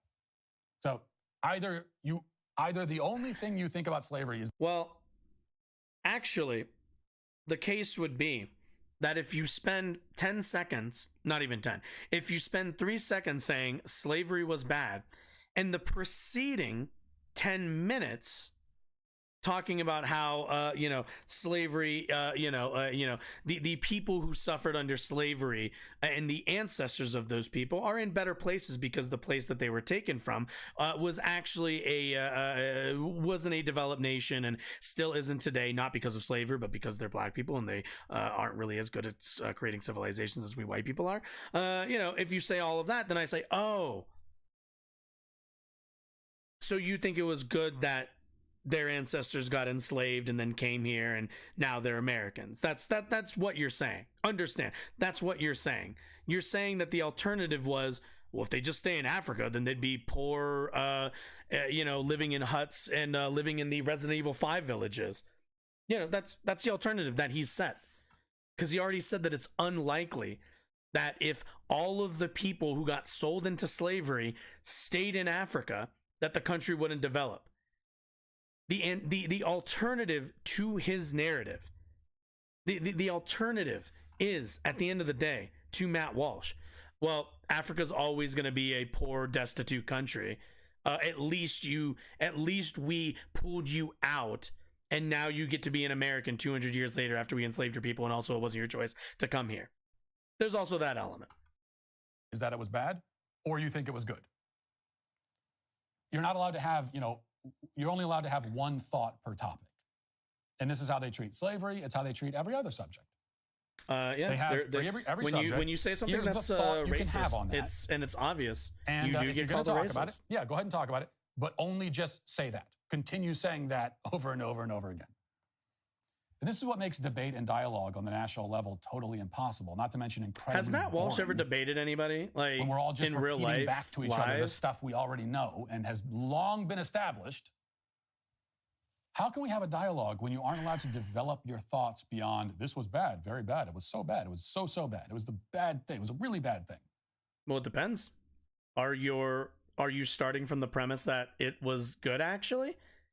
Because if that's so, you can't really be mad when people say you're defending or advocating for slavery. You know, it wasn't always this way. As I mentioned, Dinesh D'Souza has been making a similar argument for years. In fact, here he is on NPR. NPR, of all places, because this is the kind of thing you used to be able to say on NPR. Dinesh D'Souza, yes. 22 years ago. Fucking fuck ass. Listen to what he says. As a native of India, a country colonized by the British for centuries, and as a person of color living in the United States, yes, I cannot agree. Let me use my. Again, do we notice? I'm going to skip over this because there's no point to this. He's going to say everything Matt Walsh has said, but he's going to do it with a brown face. That's it. That's all that's going to happen. All of Matt Walsh's argument in that entire bit is, this brown guy shares my opinion, meaning I'm allowed to. I'm racist, he's racist. He gets paid to be racist. I pay him to be racist. He now says what I say. I now have a way. I have a token to put in front of me, to trot out, to justify my entire position. That's all Dinesh D'Souza exists for. There is no other use for him as for Dinesh D'Souza as a human being to Matt Walsh or any other conservative figure, but to be a brown face to say the white supremacist things. That's it. That's it. You could say that 22 years ago. Now it's the sort of thing that you'll only ever hear uttered on conservative media, and even there, most of the time, not. And if you do hear it, it's shocking. It's utterly shocking. Now, leftists, of course, disagreed, I would imagine, many of them did, with that at the time. But there wasn't any nuclear explosion of mindless outrage with a bunch of slobbering dummies screaming, "You support slavery! You think slavery is good!" Because Dinesh is small fry. People understood the point that he was making, because it is, at a minimum, valid and logical and thoughtful. It also We're not going to go look at his points. True. And I'm going to say this now. It wasn't any of those things. It was stupid, vapid, and backed up by no actual facts.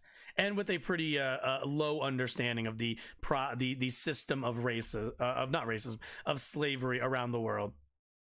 But these days, thanks to social media, thanks to the increasing derangement of the left, thanks to plummeting IQ scores and all the rest of it, you cannot make valid whose IQ's plummeting? Is it Republican voters or is it Democratic voters? Beyond the one simple, shallow slogan that the left demands we all consign ourselves to. Second, you can somewhat understand the left's confusion here, I suppose. They firmly believe that the ends justify the means. Okay, it's one of the core beliefs of their ideology. The ends justify. What? What are you talking about? What the fuck is he talking? The ends just okay. Justify the means. So, would you like to give an when they example? Hear this discussion, they assume that I'm making an ends justify the means argument. Well, because if they were making the argument, that's what they would be doing. We're at 12:43. No, I'm not going to go back. We already know what he said. We're not going back. If I'm saying that people today have benefited from historical atrocities, I must be saying that the atrocities were actually good and justified, because that's how they think. But that's not how I think. Okay, I think that there are no results that could ever retroactively justify an evil act. Let me give you an example. If I were to shoot you and send you to the hospital, and did you ever wonder why this is the example he picks? Interesting he would pick such a violent example. Just curious. Don't die. And while you're at the hospital, they, because they're doing all these tests and everything, they happen to discover, incidentally, that you have an aggressive form of cancer. And so they treat the cancer and you survive. My attempted murder does not retroactively become a form of medical treatment. Okay, it does not become. So, funny thing about that, Matt, the argument for reparations is that, Did you catch me having a cancer? Which, by the way, the problem here, the problem with this is, and the reason why this analogy doesn't actually work is because the people who are living, the ancestors of slavery right now, what is the in this analogy, what is the finding cancer part, right? What's the we found cancer? What would it be? That would be the what? The I don't even know. What's the good part? You live in America? That's not, you didn't get to choose that. Nobody gets to choose which country they're in. So that's not a meaningful that's not a meaningful choice that you got to make. It's not a meaningful outcome that you had some ability over. What's the we found cancer in this analogy? I genuinely couldn't know. When I started talking, I thought to myself, this doesn't really work, because reparations is arguing that, hey, you shot me, then they found cancer, which is all well and good, but you need to pay for the bullet wound that I'm now having to get excised out of me. And also there's like organs that were hit that you also need to pay for the upkeep of going forward. Like, my spleen got ruptured. You need to cover my spleen getting ruptured, right?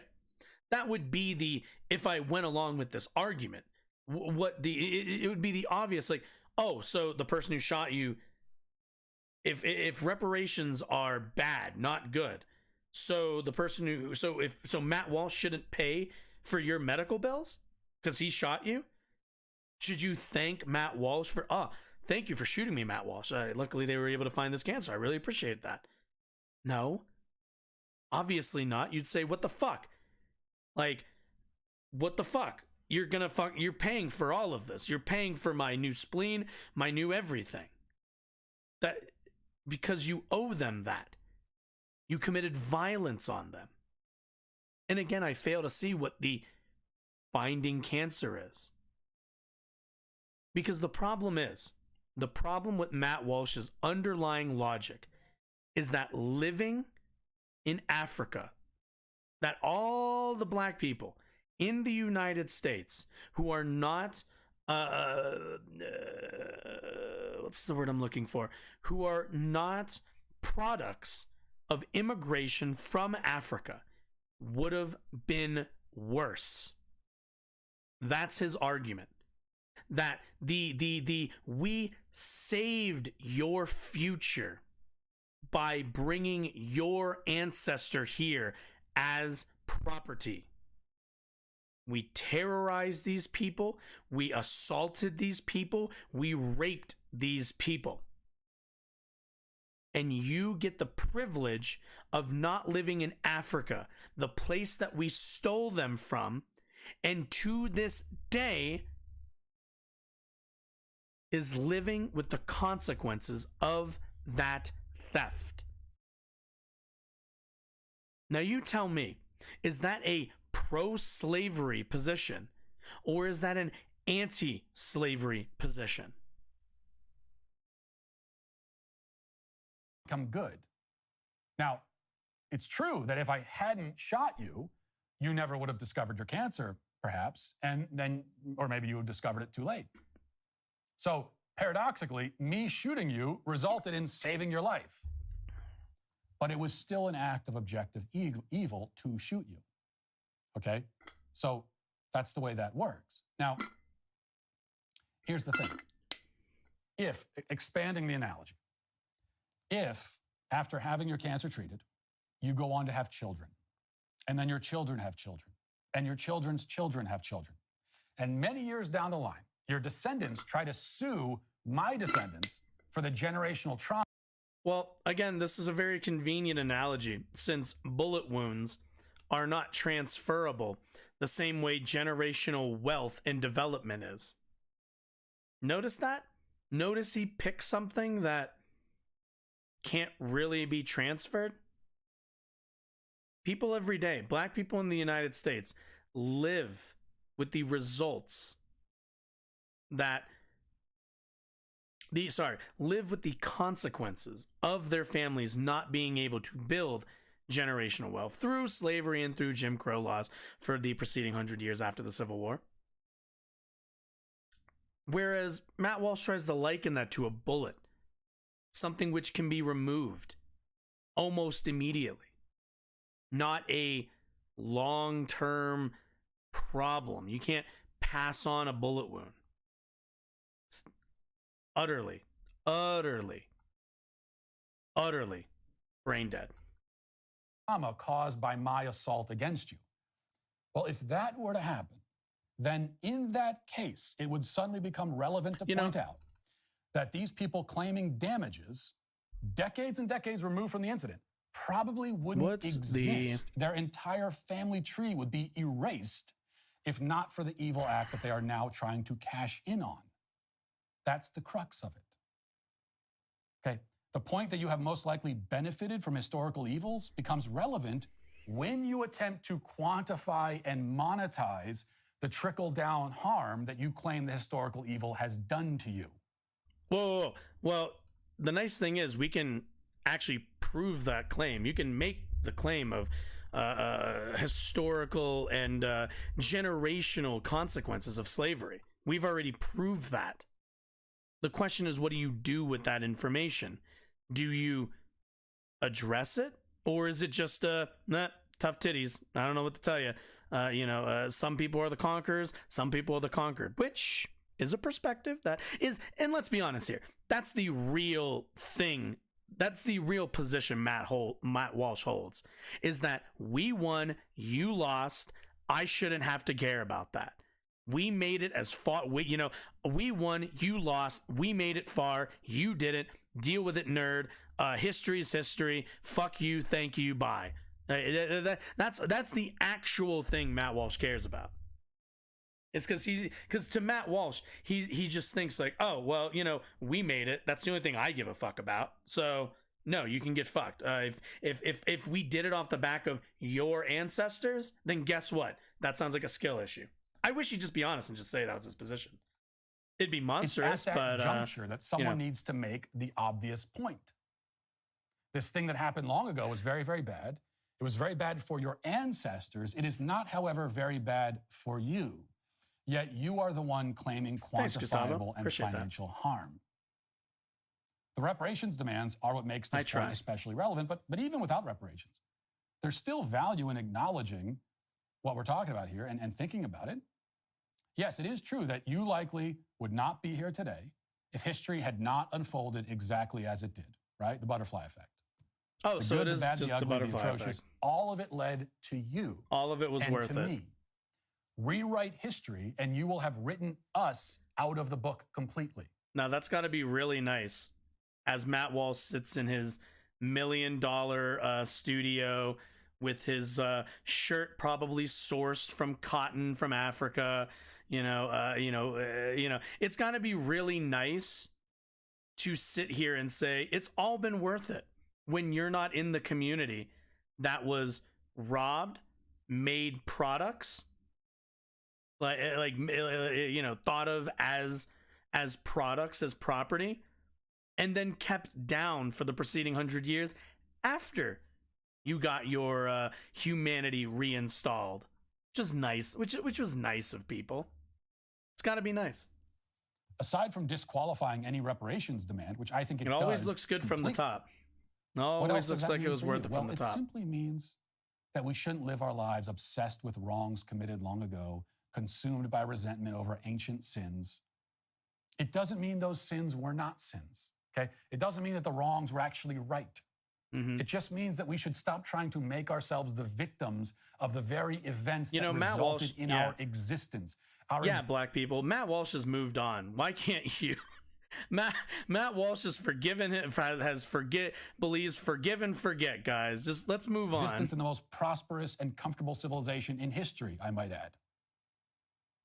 We should, again, for the rich, move on with our lives. The lives that we are blessed to be living. Because what else is there to do? I don't know. Just keep living in the moment, in today. I don't know. That's We could create systems and That's also structures why, that yeah. make people more equal, and offer equity to people who have historically, who we built built this country on the back of, and historically were never paid for any of that labor. Do you know how much free labor the South benefited from? The outrage mob. Stop it. No, stop. I want this page. There it is. How much free labor the South benefited from? Don't you think that's, don't you think they kind of owe the ancestors of that people all that free labor that they were able to build wealth on, and probably still today live off of that wealth, live off of the foundation built on that wealth? Just saying. But I think I'm going to start using this as a analogy more and more, since I was I finished the game not super long ago.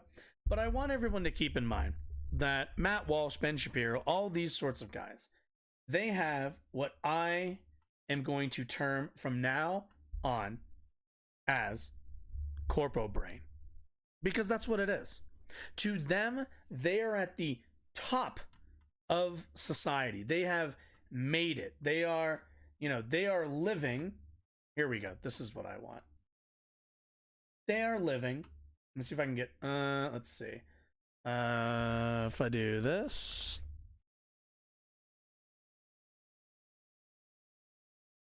Is this the frame? No, not this one. Where is it? No. I want one of the streets. What is streets? Come on. Give me what I'm looking for. Give me what I'm looking for. I'm looking for an aesthetic. Is this what I want? Yes, this is what I want. This is precisely what I want.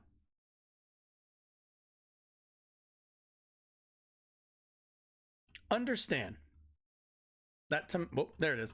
That to Matt Walsh, it's all been worth it. Because Matt Walsh lives here. Matt Walsh, Ben Shapiro, all the rest of these guys who think, look, we all, the cards were dealt the way they were dealt. The world, unfolded the way that it unfolded. It couldn't have ever happened differently. And just because there are some people who, in our society are still in a maligned position, in terms of their wealth and class status, it doesn't mean we need to do anything. And it's because he lives in Corpo Plaza. Because this son of a bitch thinks it's all been worth it. All of it. All the slavery, all the wars, the Holocaust, all of it has been worth it. Because some people, specifically him, made it to Corpo Plaza. And for the rest of the world, for those communities that were robbed, that were stolen from, that were taken forcibly by people like Matt Walsh, they get stuck with this. They get overcrowded cities, pollution afoot, small apartments for the price of small homes. They get worse living conditions. If you're living in East Palestine, your water and your air has been polluted. And guess who doesn't live in those neighborhoods? Matt Walsh. Or any of the other neighborhoods that have toxic spills from train derailments in their neighborhoods. Keep in mind, this is the screed of an incredibly privileged and societally powerful person telling the downtrodden, the poor, and the maligned that it's all been worth it. Because if they didn't steal from your ancestors, you wouldn't even be rich anyway. You'd still be poor. That's his incredibly compelling argument. That black people would have never made it in Africa anyway. They would have never developed anything. So you might as well be happy with the pittance that we give you and allow you to create here in the United States, unless you are Candace Owens and you are willing to parrot our talking points, in which case then you can have $1 million. That, what an utter piece of shit. I will be dancing when the day comes. He will get the same treatment Rush Limbaugh got from me upon that day. But either way, that's the future. This is now. And this is the part where I must say goodbye. So Thursday, 7 o'clock, the usual time. I'm sure we'll have some things to go over in terms of the Trump indictment and some reactions. We'll go over some of the reactions. They're all still kind of rolling in later, in the later half of today. But we'll kind of go over some of those on Thursday, I think. And then I think there's 1 or 2 videos that we just didn't end up getting to. Oh, right. I want to watch that Michael Knowles video. We will do that tomorrow or on Thursday. I promise. I know I bumped it. But it's just, sometimes you bump stuff, okay? But either way, if you learned anything, if you enjoyed what you saw, if you learned anything, if you got any catharsis out of it, if you just like lurking in chat, or if you just kind of popped in at the last little bit and saw me ranting and thought, oh well, this is a new stream, I haven't seen this before, I would be very gracious if you're on Twitch, go down and hit the follow button on the Twitch channel. It really helps out. Same with on YouTube. If you go down and hit the subscribe button, that also really helps.